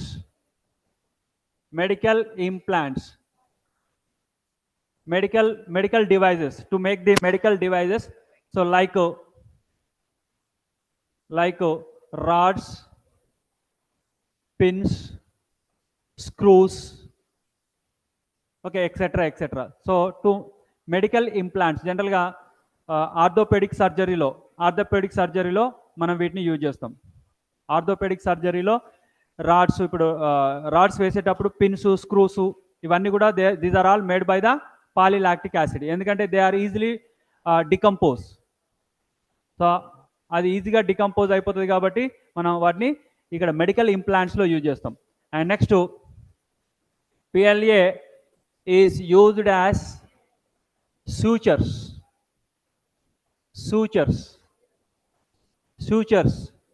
in surgeries. Sutures means stitches. Medical ఎప్పుడైనా operation surgery అయినప్పుడు stitches చేస్తాం కదా. Stitches అనే థ్రెడ్తో కాకుండా ఈ పాలీలాక్టిక్ acid ఫైబర్తో చేసినట్లయితే ఆటోమేటిక్గా డికంపోజ్, దానిలోనే డిజాల్వ్ అయిపోతుంది. మళ్ళీ దాన్ని విప్పాల్సిన అవసరం లేదు, ఆ స్టిచెస్ను విప్పాల్సిన అవసరం లేదు. సో కాబట్టి దాన్ని ఏమంటాం అంటే స్యూచర్స్ అంటాం. Sutures in surgeries. Okay, sutures బ్రాకెట్లో స్టిచెస్. ఓకే, సో ఫ్యూచర్స్లో యూజ్ చేస్తారు. And next, so PLA is used in food packing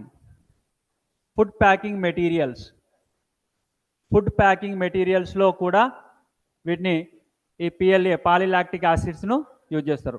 used in food packing materials అంటే ఏంటి? ఇప్పుడు టిఫిన్స్ కానీ మన మీల్స్ కానీ వీటన్నిటిని కూడా PLA పాలీలాక్టిక్ యాసిడ్ కవర్స్లో ప్యాకింగ్ చేస్తారనమాట. సో దానిలో అవి యూజ్ చేయడం ద్వారా ఏమవుతాయి, తిన్న తర్వాత మనం జనరల్గా బయట పడేస్తాం కదా. సో అదే మన ప్లాస్టిక్ అయితే ఏమవుతుంది, it not decompose.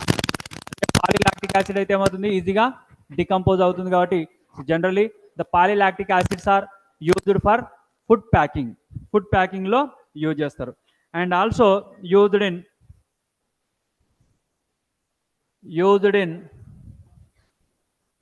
controlled drug delivery. Controlled drug delivery.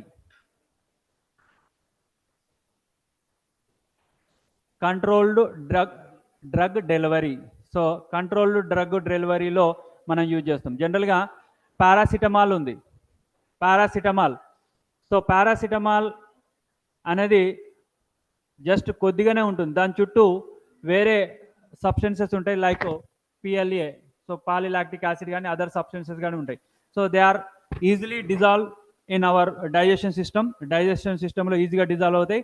And dissolve అయిపోయిన తర్వాత అప్పుడు పారాసిటమాల్ ఓపెన్ అవుతుంది, అండ్ పారాసిటమాల్ వెళ్ళి అది ఎక్కడ పనిచేయాలో అక్కడ పనిచేస్తుంది. Okay, so controlled drug delivery సిస్టంలో ఈ పాలీలాక్టిక్ యాసిడ్స్ను యూజ్ చేస్తాం. And also used in agriculture for fishing nets and plant nets. So plant nets కానీ ఫిషింగ్ నెట్స్ కానీ, these are all made by the polylactic acids. So these are the various applications of the PLA, polylactic acid. And next, second biodegradable polymer is polyglycolic acid. అయిపోయింది, note చేసుకున్నారా?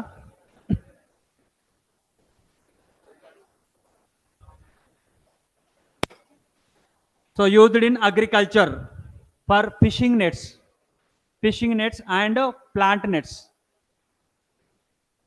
Plant నెట్స్లో and fishing నెట్స్లో use చేస్తారనమాట. And next biodegradable polymer ఏంటి? Polyglycolic acid, PGA.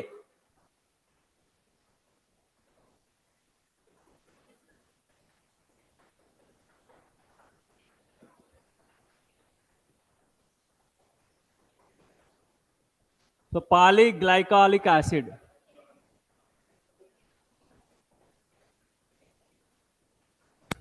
polyglycolic acid. Okay, so it is also a biodegradable polymer. It is a biodegradable polymer. Just introduction ఒక 2 points రాయాలి. ఏదైనా ఇచ్చినప్పుడు దానికి డైరెక్ట్ ఆన్సర్ వెళ్ళకుండా వాట్ ఈస్ దిస్ అదేంటి అనేది రాయాలి. సో పీజీఏ అని ఇచ్చాడు అనుకోండి, ఏమని రాయాలి? It is a biodegradable polymer అని రాయాలి. లేదా పీవీసీ ఇచ్చాడు అనుకోండి, ఏం రాస్తారు? రైట్, పీవీసీ అంటే it is A thermoplastic polymer. అదే బెకలైట్ ఇచ్చాడు అనుకోండి, first point, it is A thermoset plastic. It is A thermoset plastic, like that. ఒక 2 పాయింట్స్, అట్లీస్ట్ 1 పాయింట్ అయినా రాయాలి. రాస్తే ఏమవుతుందంటే ఇంప్రెసివ్గా ఉంటుంది, మార్క్స్ ఎక్కువ రావడానికి అవకాశం ఉంటుంది. Right, so it is a biodegradable polymer. And next, it is prepared. చూడండి, ప్రతిదానికి కూడా ఈ 2 పాయింట్సే చెప్తున్నాను. How it is prepared, by which mechanism it is prepared అనేది రాయాలి. Okay, so it is prepared by which mechanism? Either condensation or addition. So it is also a functional group containing monomer.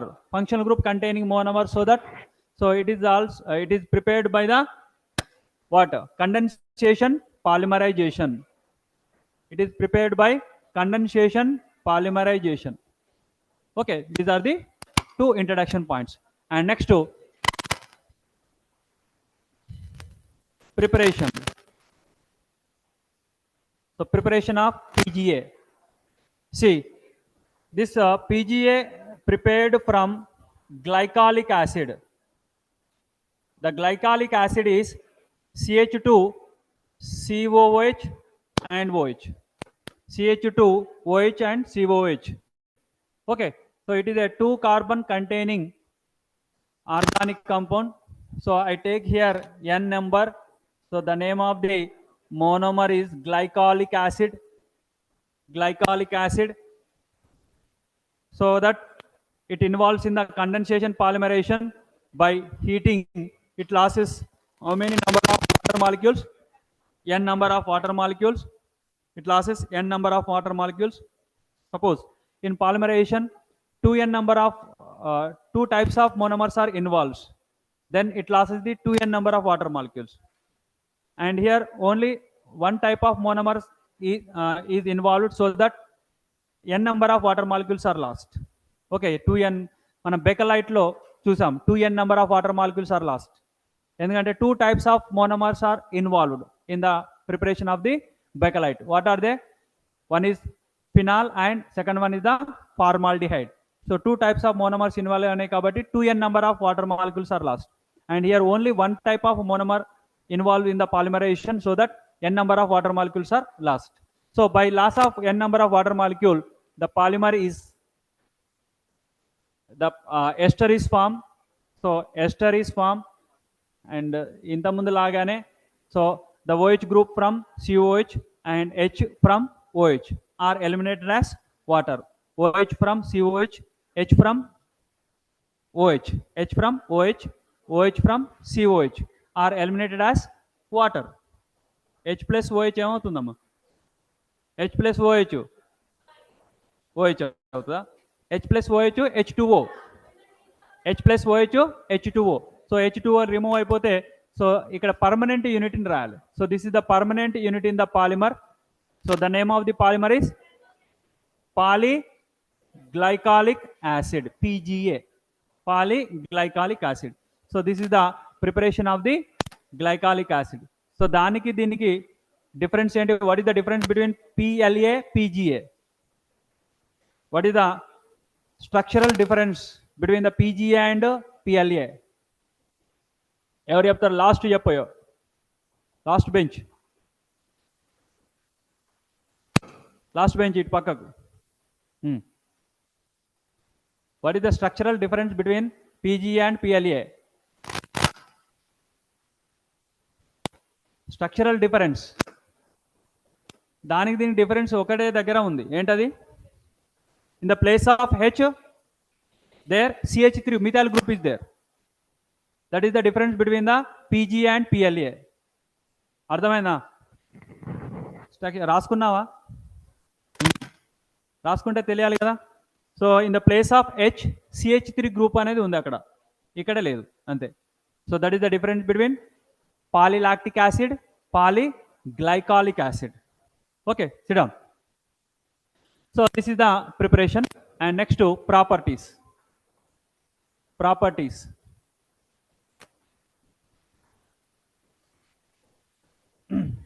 So ఏం రాయాలి? First point, it is a biodegradable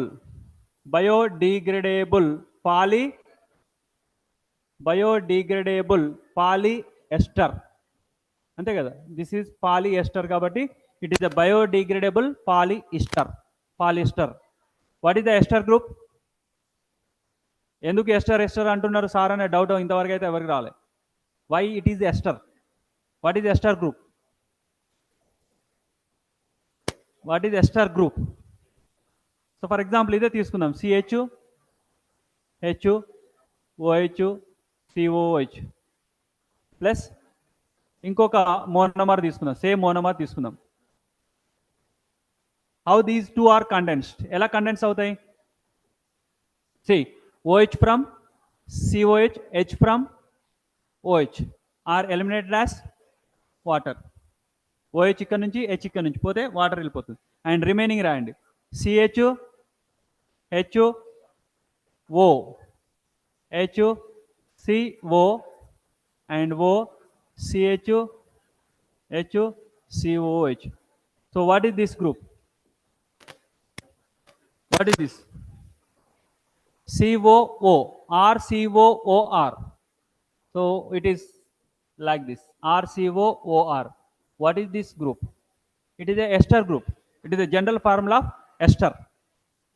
చూడండి, CO అని ఎలా, CO అన్న C double bond O అన్న సేమే. So దీనికి variation ఏం లేదు, CO or bond O. Okay, so it is a ester కాబట్టి ఏమంటున్నాను, it is a biodegradable polyester. isn't it? And next, its melting point is 220 to 230 degrees centigrade. Its melting point is 220 to 230 degrees centigrade. Whereas polylactic acid, what is the melting point? 170 to 180. Ikkada 220 to 230. And next, it is soluble in organic solvents. It is soluble in organic solvents. Okay, it is soluble in organic solvents. And next, it is a high strength polymer. The strength of the polymer is more anamata. So it is a high strength polymer. So these are the various properties of the PGA, polyglycolic acid.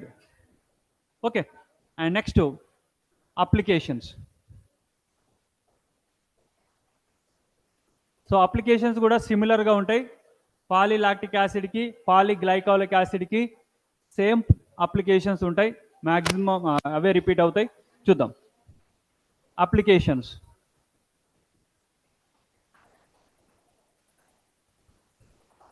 So PGA, polyglycolic acid, used in sutures in used as sutures in surgeries. లో sutures లాగా use చేస్తారు. And controlled drug delivery system,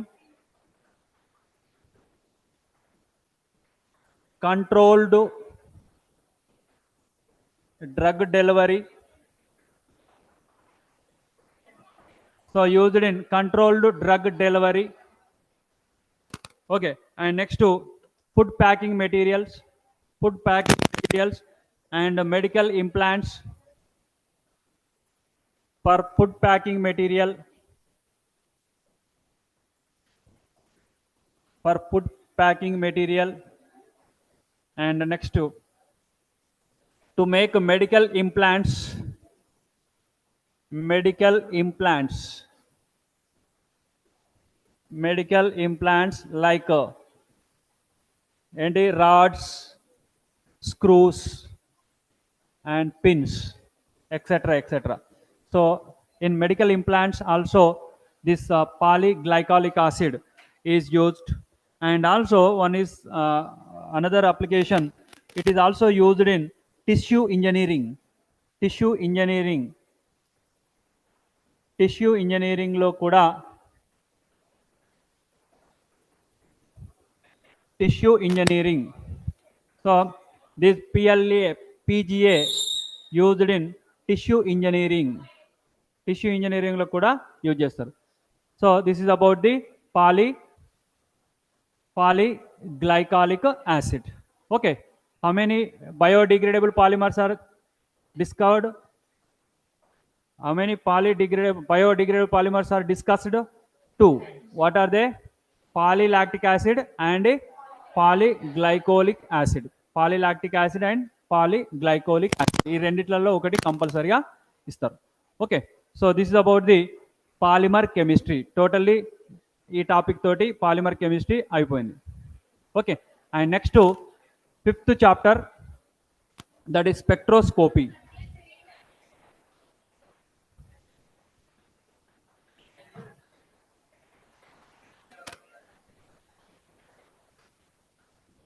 So next topic is water.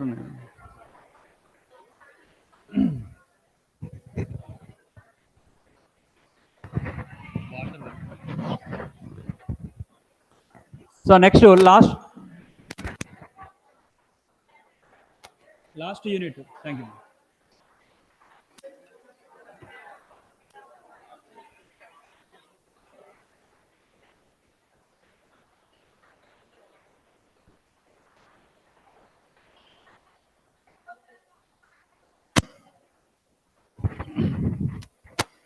So unit 5, I think, spectroscopy.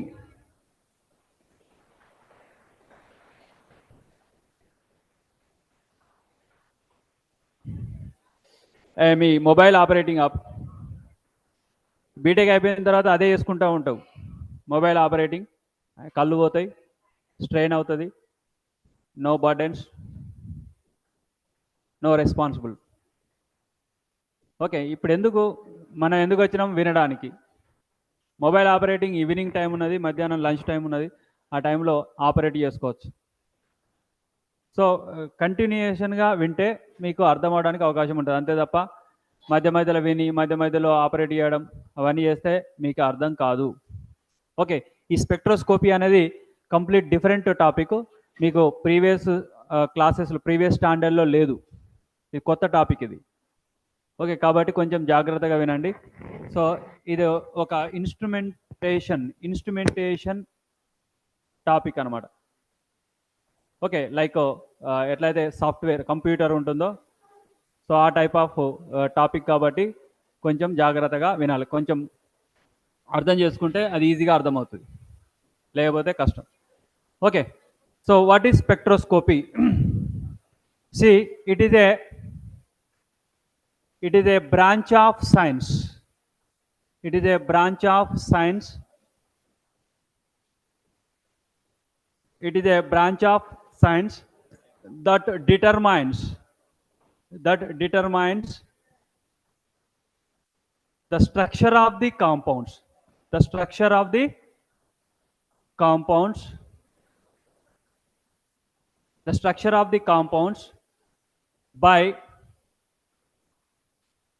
interacting electromagnetic radiation, by interacting electromagnetic radiation with matter. So this is what spectroscopy. So it is one of the instrumentation method. So it is the branch of science. So it can be used to determine the structure of compounds, structure of any compound. For example, so it is a compound, it is a pen. So what is the structure of this pen? So not it is a vertical structure, that is not a criteria. So what is the structure of this pen? How this pen is made it is. So by which substances it is made by. So A substance తోటి తయారు చేశారు అనేది. For example PVC pipes అని తెలుసు, కానీ దాని composition తెలియదు మనకు. What is the composition? Polyvinyl chloride. So ఇప్పుడు మీకు తెలుసు దాని యొక్క స్ట్రక్చర్. జనరల్గా నార్మల్గా అయితే తెలియదు, పీవీసీ పైప్స్ అంటాం, PVC pipes. So PVC pipes అంటే ఏంటి? Polyvinyl chloride. In that PVC, polyvinyl chloride is present. Okay, polyvinyl chloride is present, means CH2 CHCl. So this is present in the PVC pipes. So this spectroscopy technique is used to determine the structure of the compound. So structure of the PVC, what is the structure of PVC? CH2 CHCl. So to determine the structure of, or to determine the elucidation of structure, the spectroscopic techniques are very useful. These spectroscopic techniques are very useful. మరి ఆ స్పెక్ట్రోస్కోపీలో ఎలా find out చేస్తారు? ఆ spectroscopy ద్వారా స్ట్రక్చర్ని ఎలా determine చేస్తారంటే, so in that instrument they are using electromagnetic radiation. So what is electromagnetic radiation? Tell me example for electromagnetic radiation. All the radiations are belongs to the electromagnetic radiations.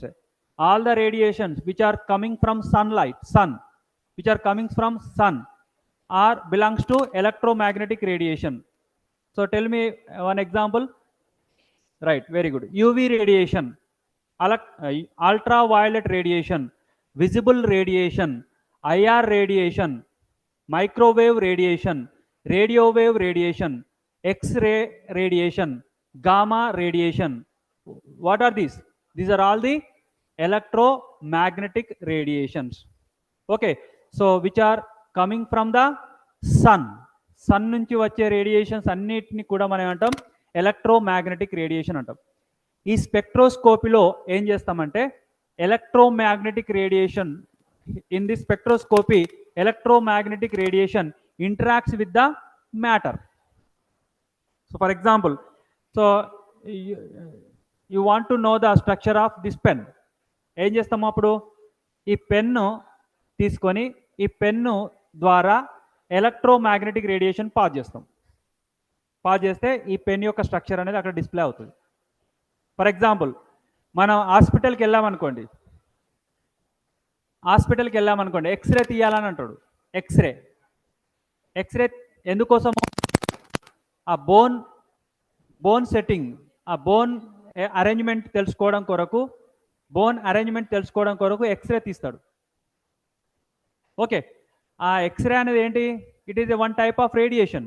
It is one type of electromagnetic radiation. That electromagnetic radiation pass through our body.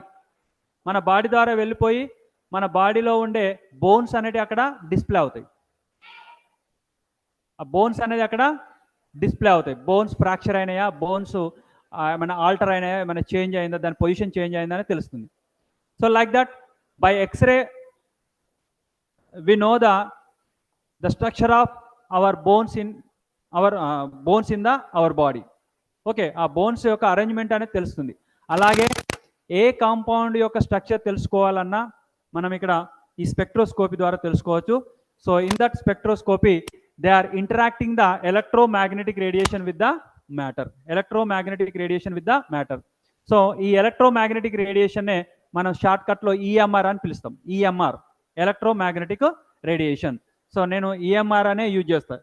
Next టాపిక్స్లో EMR అని use చేస్తే మీరు అర్థం చేసుకోవాలి ఏంటి? Electromagnetic radiation అని అర్థం చేసుకోవాలి. And next And what are the advantages of spectroscopic methods? So what are advantages of spectroscopic methods అనేది చూసిన తర్వాత మనము ఇన్ డీటెయిల్గా what is electromagnetic radiation and what are the properties of electromagnetic radiation and what are the types of spectroscopic techniques అనేది చూద్దాం. Last bench కొంచెం సైలెన్స్గా వినండి, వింటేనే అర్థమవుతుంది, లేకపోతే అర్థం కాదు.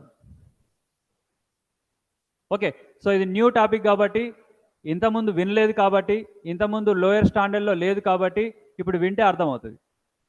ఓకే, ప్రీవియస్ దీనికి కనెక్టింగ్ ఉంటే అప్పుడు వినకపోవచ్చు, కాబట్టి అర్థం కాకపోవడానికి అవకాశం ఉంటుంది. ఇక్కడ న్యూ టాపిక్ కాబట్టి ఇప్పుడే ఇంట్రడ్యూస్ అవుతుంది కాబట్టి వినండి. ఓకే, మీకు ఈ సెమ్లోనే ఇంట్రడ్యూస్ అవుతుంది కాబట్టి కొత్త టాపిక్ కాబట్టి వినండి. So this is the introduction of this is the definition of the spectroscopy. So in the spectroscopy, electromagnetic radiations are interacts with the matter. Electromagnetic radiations are interacts with the matter. By that we can determine the structure of any compound. ఒక compound యొక్క structure తెలుసుకోవాలంటే ఈ spectroscopic టెక్నిక్స్నే use చేస్తాం. లేదా next దీని తర్వాత ఇంకొకటి క్రోమటోగ్రాఫిక్ techniques కూడా ఉన్నాయి. So by these two techniques they are determine the structure of the compounds. So ఇది ఫార్మాస్యూటికల్ ఇండస్ట్రీస్లో ఈ టెక్నిక్సే యూజ్ చేస్తారు. ఓకే, మెడిసిన్ తయారు చేయాలంటే కంపల్సరీగా మెడిసిన్ ప్యూరిటీ తెలుసుకోవాలి, మెడిసిన్ స్ట్రక్చర్ తెలుసుకోవాలి. సో ఏ స్ట్రక్చర్ అయితే ఆ డిసీజ్కు షూటబుల్ అని తెలుసుకోవాలంటే ఇవన్నీ తెలియాలి. ఓకే, కాబట్టి చాలా చాలా వెరీ వెరీ యూస్ఫుల్ టాపిక్, కాబట్టి కొంచెం సైలెన్స్గా ఉంటే మీకు అర్థమవుతుంది. Right, so what are the advantages of this spectroscopy? See, it is a quick method to determine the structure. So within fraction of seconds we can determine the structure. So that is the one of the advantage. It is a quick method to determine the structure of the compound.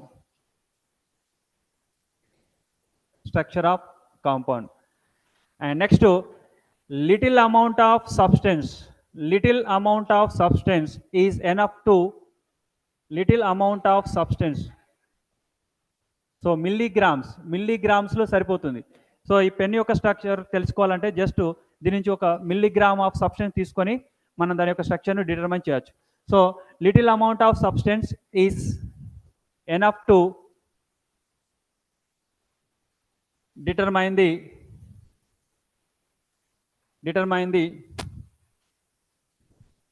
structure. And next, the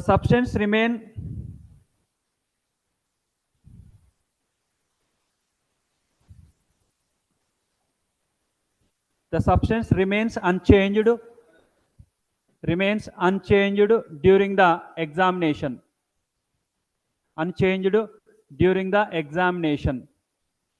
So generally little amount of substance is used in the determination of structure, and that substance remains unchanged by the examination. So that substance not altered, that's the substance structure is not altered, the physical composition also not altered, so that we can reuse that substance. Okay, the substance remains unchanged during examination so that it can be reused. మళ్ళీ దాన్ని use చేయొచ్చు, it can be reused. So జనరల్గా testing కోసం పంపిన sample ఏదైతే ఉంటుందో అది మళ్ళీ దాన్ని యూజ్ చేయొచ్చు. దాని ఎగ్జామినేషన్ ద్వారా అది ఏం చేంజ్ కాదు, దాని యొక్క కెమికల్ కంపోజిషన్ కానీ ఫిజికల్ కంపోజిషన్ కానీ చేంజ్ కాదు కాబట్టి that is the one of the advantage. Okay, దాన్ని మళ్ళీ మనం యూజ్ చేయొచ్చు. ఫర్ ఎగ్జాంపుల్, దీనికి ఈ పెన్ తయారు చేయడానికి ఒక 100 grams సబ్స్టెన్స్ అవసరం. సో ఈ పెన్ స్ట్రక్చర్ను డిటర్మైన్ చేయడానికి ఒక 10 మిల్లీగ్రామ్ తీసాం. మళ్ళీ ఆ 10 మిల్లీగ్రామ్ ఎగ్జామినేషన్ అయిపోయిన తర్వాత మళ్ళీ ఆ 10 మిల్లీగ్రామ్ దానిలో యాడ్ చేయొచ్చు. Okay, there is no change in chemical composition or physical composition, దేనిలో చేంజెస్ రావు. సో యాజ్ ఇట్ ఈస్గా మళ్ళీ దాన్ని యూజ్ చేయొచ్చు. So these are the advantages of the spectroscopy. So the spectroscopy is a quick method to determine the structure of the compound. Very quick. It requires just a fraction of seconds only. So అందులో పెట్టి on చేయగానే మనకు picture వస్తుంది. అంత ఫాస్ట్గా ఈ method ద్వారా మనం డిటర్మైన్ చేయొచ్చు. And just little amount of substance is enough and then that substance can be reused. Okay, so these are the advantages of the spectroscopy. And next, what is EMR? Electromagnetic radiation. What is electromagnetic radiation? What is electromagnetic radiation? What is electromagnetic radiation? See, it is the form of energy transmitted through the space with high velocity. ante kada. So the electromagnetic radiation coming from the sun, that radiation is nothing but it is a one form of the energy that transmitted through the space. Sunlight అనేది కొన్ని lakhs kilometers, sun ఎక్కడ ఉంది, lakhs kilometer దూరంలో ఉంది. అక్కడ నుంచి ఇక్కడికి sunlight ఎలా వస్తుంది? Through the transmission. Okay, that radiation is transmitted through the space. ఆ స్పేస్ నుంచి ఇక్కడికి ట్రావెల్ అవుతుంది. ఆ స్పేస్ నుంచి ఇక్కడ ట్రావెల్ అయ్యి మనకి ఇక్కడికి రేడియేషన్ అనేది వస్తుంది. సో మనం ఇక్కడ ఎలా డిఫైన్ చేస్తామంటే it is a form of energy. That electromagnetic radiation is a form of energy. So X-ray అనేది it is a very high energetic radiation. X-ray is a high energetic radiation. మన హాస్పిటల్కి వెళ్ళినప్పుడల్లా x ray తీసుకుంటే మనకి ఏమవుతుంది? ఆ energetic radiation మన బాడీలో మ్యూటేషన్స్ కాజ్ చేస్తాయి. మ్యూటేషన్స్ కాజ్ చేసి క్యాన్సర్ లీడ్ అవుతుంది, క్యాన్సర్ కాజ్ అవుతుంది. ఎప్పుడు పడితే అప్పుడు ఎక్స్రే తీసుకోవద్దు, ఎందుకంటే they are high energetic radiations. అందుకోసమే ఎక్స్రే రూమ్లో ఎవరిని అలో చేయరు, ఒక పేషెంట్ తప్ప. అర్థమవుతుందా? కాబట్టి they are that X-rays are very energetic radiations. Okay, కాబట్టి ఎక్స్రే అనేది one of the electromagnetic radiation. కాబట్టి ఎలా డిఫైన్ చేస్తున్నాం? It is a form of energy transmitted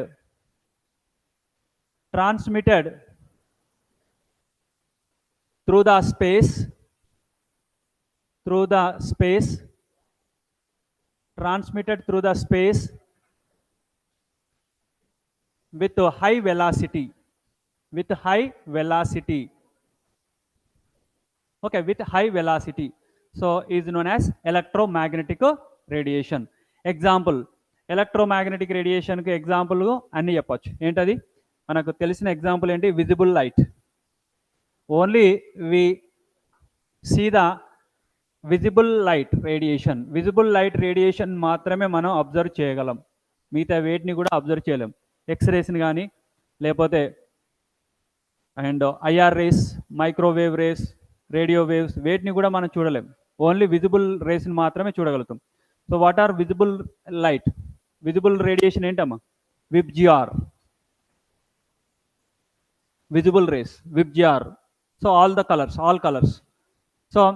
So this is one of the electromagnetic radiation. It is a energetic radiation and which is transmitted through the space with high velocity. Within fraction of seconds the transmit avadam jarugutundi. Okay, so this is about the electromagnetic radiation. And next, electromagnetic spectrum.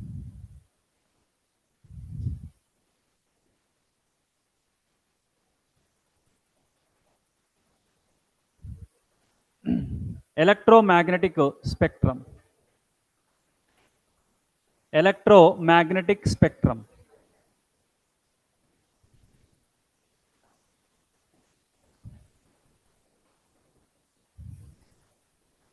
So electromagnetic spectrum. So so it is a so electromagnetic spectrum is a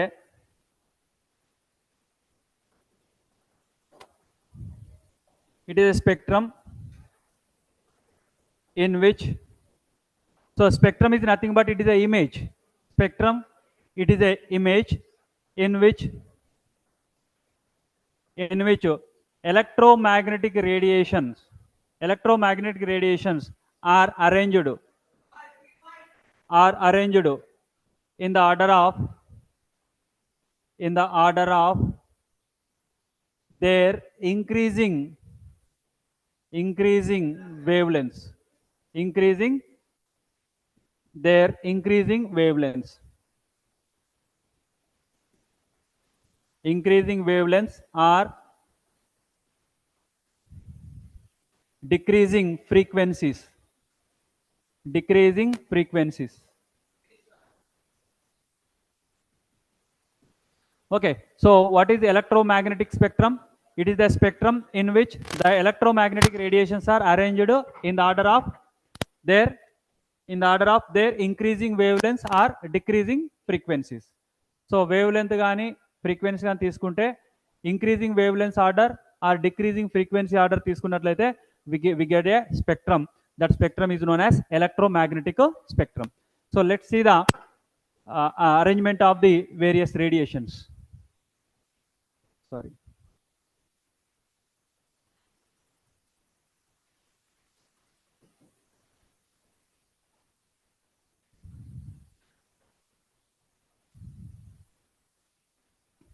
See, generally the spectrum is like this.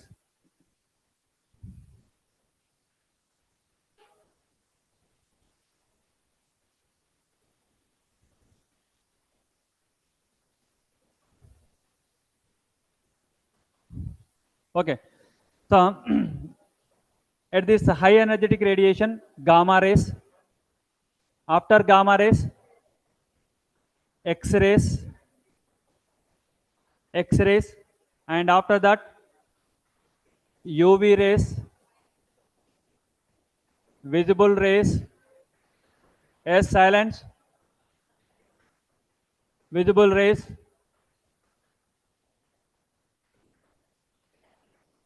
okay, IR rays, and microwaves and radio waves. So this is the arrangement of the various electromagnetic radiation in the order of increasing their wavelengths. Highest wavelength radiation is, so this is the order of increasing their wavelengths. Okay, increasing their wavelengths. So low wavelength radiation is gamma rays. High wavelength radiation is radio waves. So the telecommunication is by the radio waves only. Telecommunication means mana mobiling and TV ivanni kuda they are broadcasting by the radio waves only. Okay, radio waves ద్వారానే అవి telecast అవ్వడం జరుగుతుంది. And అలాగే so these are X-rays are low wavelength radiation. So this is the order of the electromagnetic radiation. So if these electromagnetic radiations are arranged in the order of increasing their wavelength, it is known as the electromagnetic spectrum. So this is the wavelength order. And frequency, so this is the frequency order, decreasing frequency, sorry,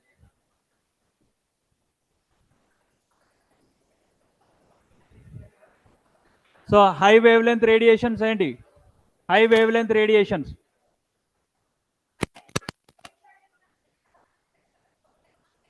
high wavelength radiations A radiations, high wavelength radiations, radio wave radiation. low wavelength radiations, gamma rays. High frequency radiations, high frequency radiations, high frequency radiations. So high frequency radiations are gamma rays.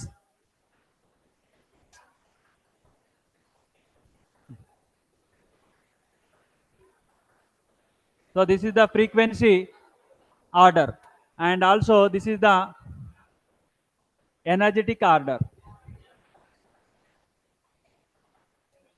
So see, what are low frequency radiations? Low frequency radiations. నువ్వు చెప్పోయ్.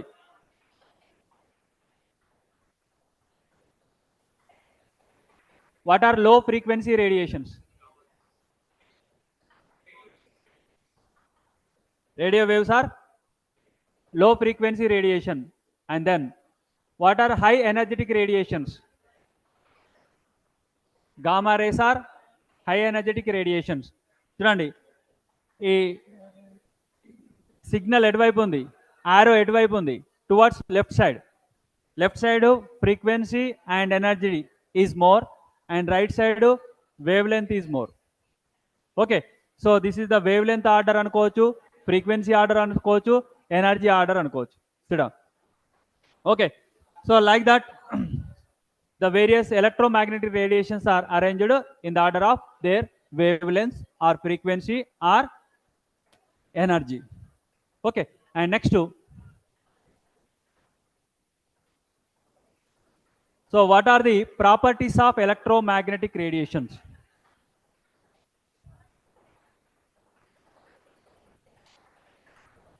Silence.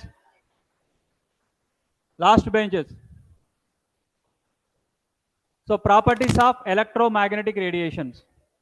So in that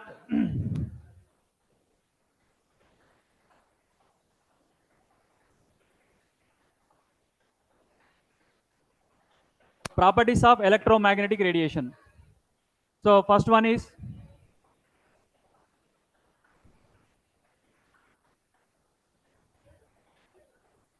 wavelength. What is wavelength? Already మన ఇంటర్మీడియట్లో చెప్పుకున్నాం. What is wave length?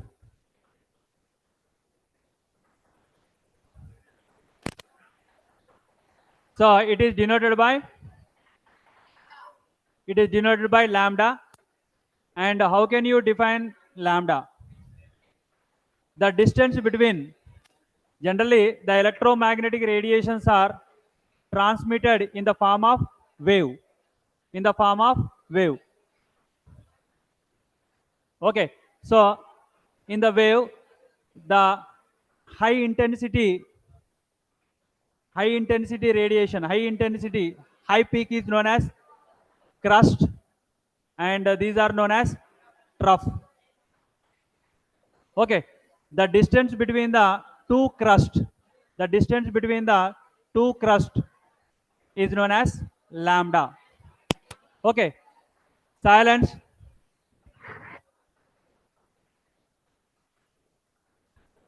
What is lambda? Wavelength. How can you define lambda? The distance between two adjacent crusts or two adjacent troughs is known as wavelength. Okay, so it is the property of the electromagnetic radiation. Wavelength is the property of the electromagnetic radiation. Okay, and then what are the units? How can you define the distance between two adjacent crusts or troughs is known as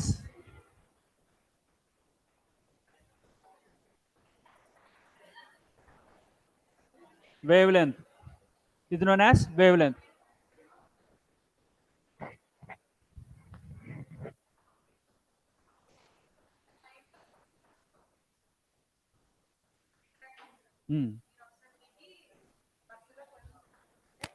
వాళ్ళకి అర్థమైంది. Okay, right. Already ఈ properties మనం already ఇంటర్మీడియట్లో చదువుకున్నాం కాబట్టి so interaction session లా convert చేద్దాం వాటిని. Okay, what is wave length?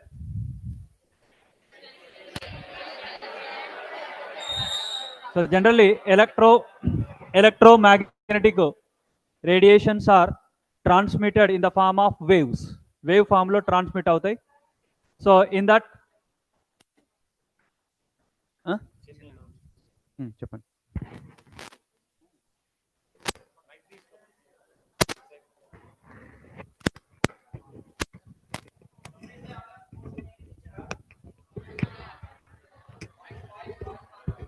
సరే ఒకసారి సైలెంట్గా వినండి. నేను మాట్లాడే తప్ప ఇంకేం వినిపించకూడదు. కబడ్డీ, వాలీబాల్, బాస్కెట్బాల్ ఎవరైతే నేమ్స్ ఇచ్చారో మధ్యాహ్నం 1:20 కల్లా గ్రౌండ్లో ఉండాలి. ఇనాగ్రేషన్ స్టార్ట్ అయ్యి మీకు మ్యాచెస్ స్టార్ట్ అవుతాయి. ఆఫ్టర్ కంప్లీషన్ ఆఫ్ మ్యాచ్ మీరు మళ్ళీ క్లాస్కి వచ్చేయాలి.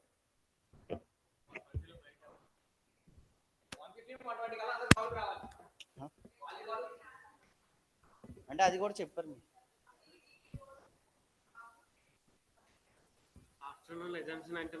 అంటే ఆల్రెడీ చెప్పేశారు మనం.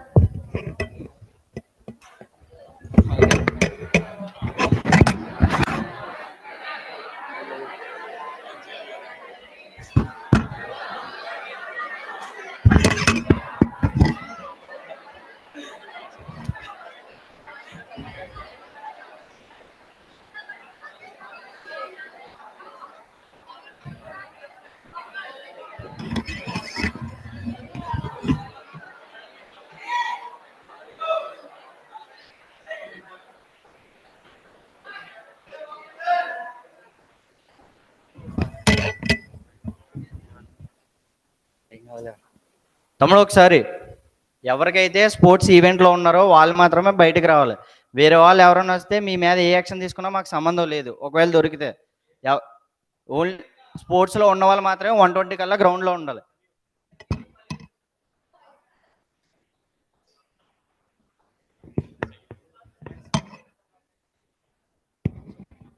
ఎవరైతే స్పెసిఫిక్ టైంలో గేమ్ ఆడతారో వాళ్ళే రావాలి. ఇన్ కేస్ రిజిస్టర్ అయ్యి వాళ్ళ గేమ్ ఈవినింగ్ కానీ రేపు మార్నింగ్ కానీ షెడ్యూల్ అయ్యిందంటే వాళ్ళు గ్రౌండ్లో ఉండడానికి వీల్లేదు. ఆ 40 మినిట్స్ ఎవరైతే గేమ్లో ఉంటారో వాళ్ళు మాత్రం అక్కడ ఉంటారు. మిగతా వాళ్ళు ఎన్రోల్ అయినా సరే వచ్చి క్లాస్లో ఉండాలి. ఓకేనా? 1:15 కల్లా గ్రౌండ్లో అసెంబ్ల్ అవ్వండి. మేము షెడ్యూల్ పెడతాం ఎవరికి గేమ్ అనేది. Okay, thank you.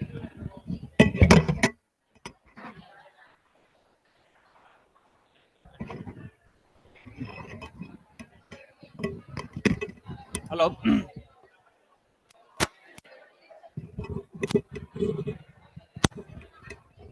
So wave length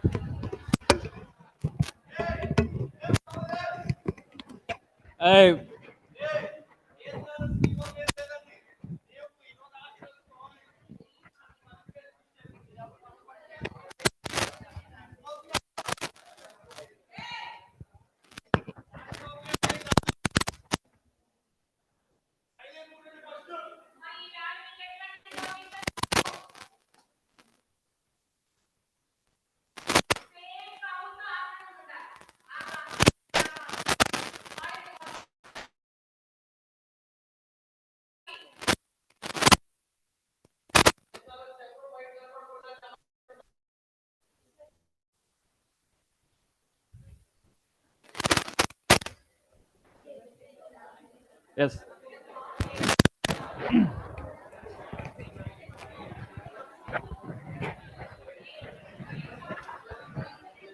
right, లెసన్కి వద్దామా?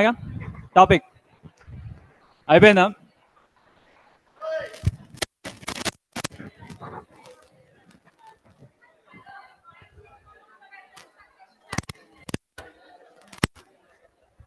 Right.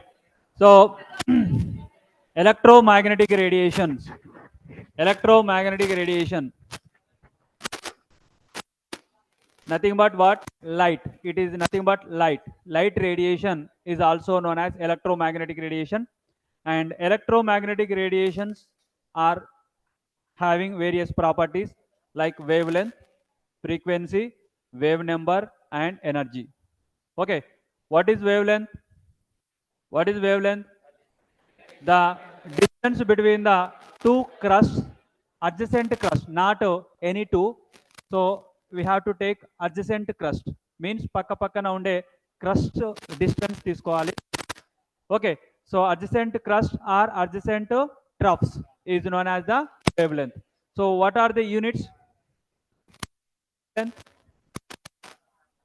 So that is the wavelength is denoted by lambda, but not it is a unit. How can you measure? Unit means how can you measure the wavelength? So what is wavelength? Just distance kabatti. So we can measure the wavelength in terms of centimeter. Okay, or meter, or angstroms, or nanometers, micrometers, picometers. So these are all the various units of the lambda. Okay, lambda is nothing but a distance. అంతే కదా, distance జనరల్గా దేనిలో measure చేస్తాం? Centimetre. Okay, long అయితే మనం kilometres అంటాం, కానీ so very less కాబట్టి centimetre. Very less means not 1 centimetre కూడా ఉండదు, సెంటీమీటర్ కూడా ఉండదు. Just angstrom. 1 angstrom is equal to how many centimeters? 10 to the power of -8. మైనస్లో ఉంటుంది ఆ డిస్టెన్స్, మైనస్లో ఉంటుంది. ఓకే, కాబట్టి ఇంత లాంగ్ కాదు కాబట్టి కిలోమీటర్ అనడానికి లేదు, only centimetres, last centimetres. And generally we measure the wavelength in angstroms or nanometres. Angstroms or nanometres వర్డ్స్నే మనం యూజ్ చేస్తాం, right? So that is the one of the property. And next wave number. So next wave number తర్వాత frequency. What is frequency? What is frequency? So generally, frequency, this much of frequency is coming from the sunlight. Okay, this much of radiation is coming from the sunlight. This much of radiation is coming from the heat. So ఇవన్నీ కూడా దాని ఫ్రీక్వెన్సీలో measure చేస్తాం. What is frequency? The number of waves passed through a particular point in 1 second. 1 సెకండ్లో ఎన్ని waves అయితే pass అవుతాయో, so that is known as frequency. So the number of waves passed through a one point in a 1 second. In a 1 second is known as wave number. So in that 1 second, number of waves moves high passed through that point, then the frequency is more. So ఒక point ద్వారా, point means particular unit area, particular area ద్వారా మనకు 1 సెకండ్లో number of waves ఎక్కువ pass అయినాయి అనుకోండి, the frequency will be more. So frequency ఎలా define చేస్తున్నాం? The number of waves passed through a unit area per second. Unit area per second is known as frequency. So how can you denote the frequency? How can you denote the frequency? What is the symbol? What is the symbol? Frequency is denoted by nu. Frequency is denoted by nu. Okay, and then what are the units? Units of nu. Frequency units ఏంటి? Cycle per second or hertz. Cycle per second or hertz. How many cycles, how many waves are passed through a unit area per second is known as frequency కదా. కాబట్టి units ఏమవుతాయి? cycles per second or cycle per second is also known as hertz. Okay, so that is the unit of the frequency. And then wave number. So wave number is denoted by nu bar. ఇవన్నీ intermediate EAMCET prepare అయ్యారు కదా మరి. New bar, wave number. What is wave number? The number of waves passed through a unit area is known as wave number. What is the difference between frequency and wave number? Once again I repeat, wave number is defined as the number of waves passed through a unit area. unit area is known as wave number. And what is frequency? What is frequency? What is frequency?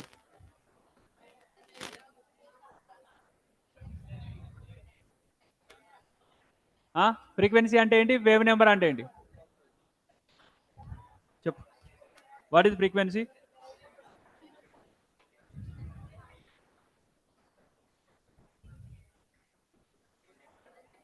Last bench, you stand up. నువ్వే. What is frequency? What is wave number? Number of waves passed through a unit area per second is known as frequency. And wave number?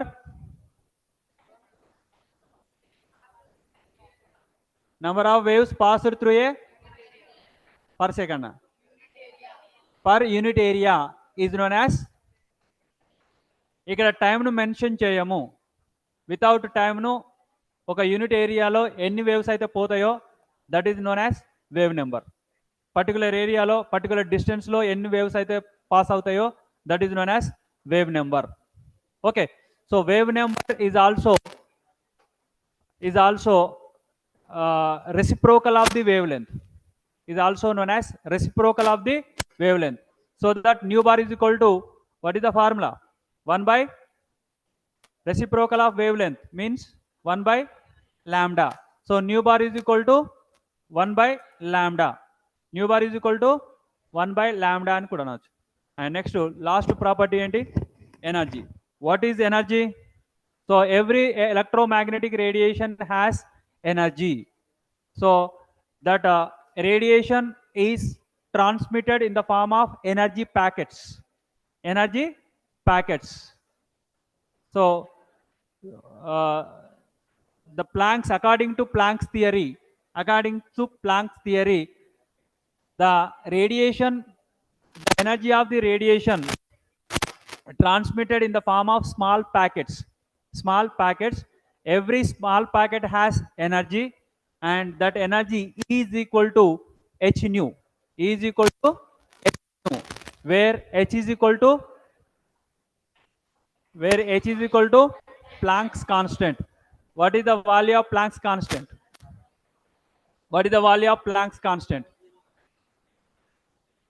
ఎవరు చెప్తారు ఇది? Planck constant value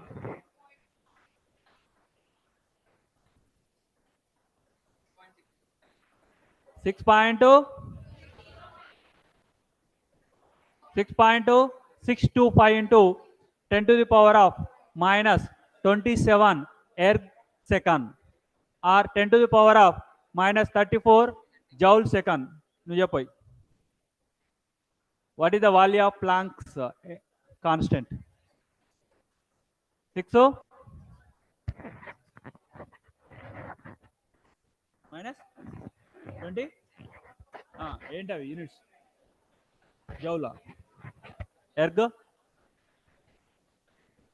minus 27 erg second or minus 34 joule second. Okay, that is what Planck's constant value. So now we have the four properties. What are they? Wavelength, frequency, wave number, and energy. So these are the properties of the electromagnetic radiation. Right? So and next to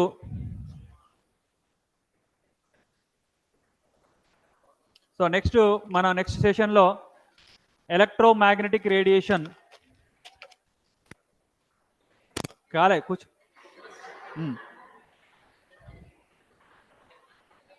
ఆకలి అవుతుందా బాగా? So next సెషన్లో actual topic enter అవుతాం మనం. Okay, actual topic ఏంటి? So various spectroscopy techniques are there. UV visible spectroscopy and IR spectroscopy, ఈ రెండు spectroscopy techniques ఉన్నాయి. సో దానిలో వేరియస్ టర్మినాలజీ ఉంటుంది అండ్ ఇన్స్ట్రుమెంటేషన్ ఉంటుంది అండ్ అప్లికేషన్స్ ఉంటాయి. ఇవన్నీ మనం నేర్చుకోవాలి. ఓకేనా? సో నెక్స్ట్ లంచ్ తర్వాత షార్ప్ 1:30కి గ్యాదర్ అవుదాం, అప్పుడు నేర్చుకుందాం. Thank you.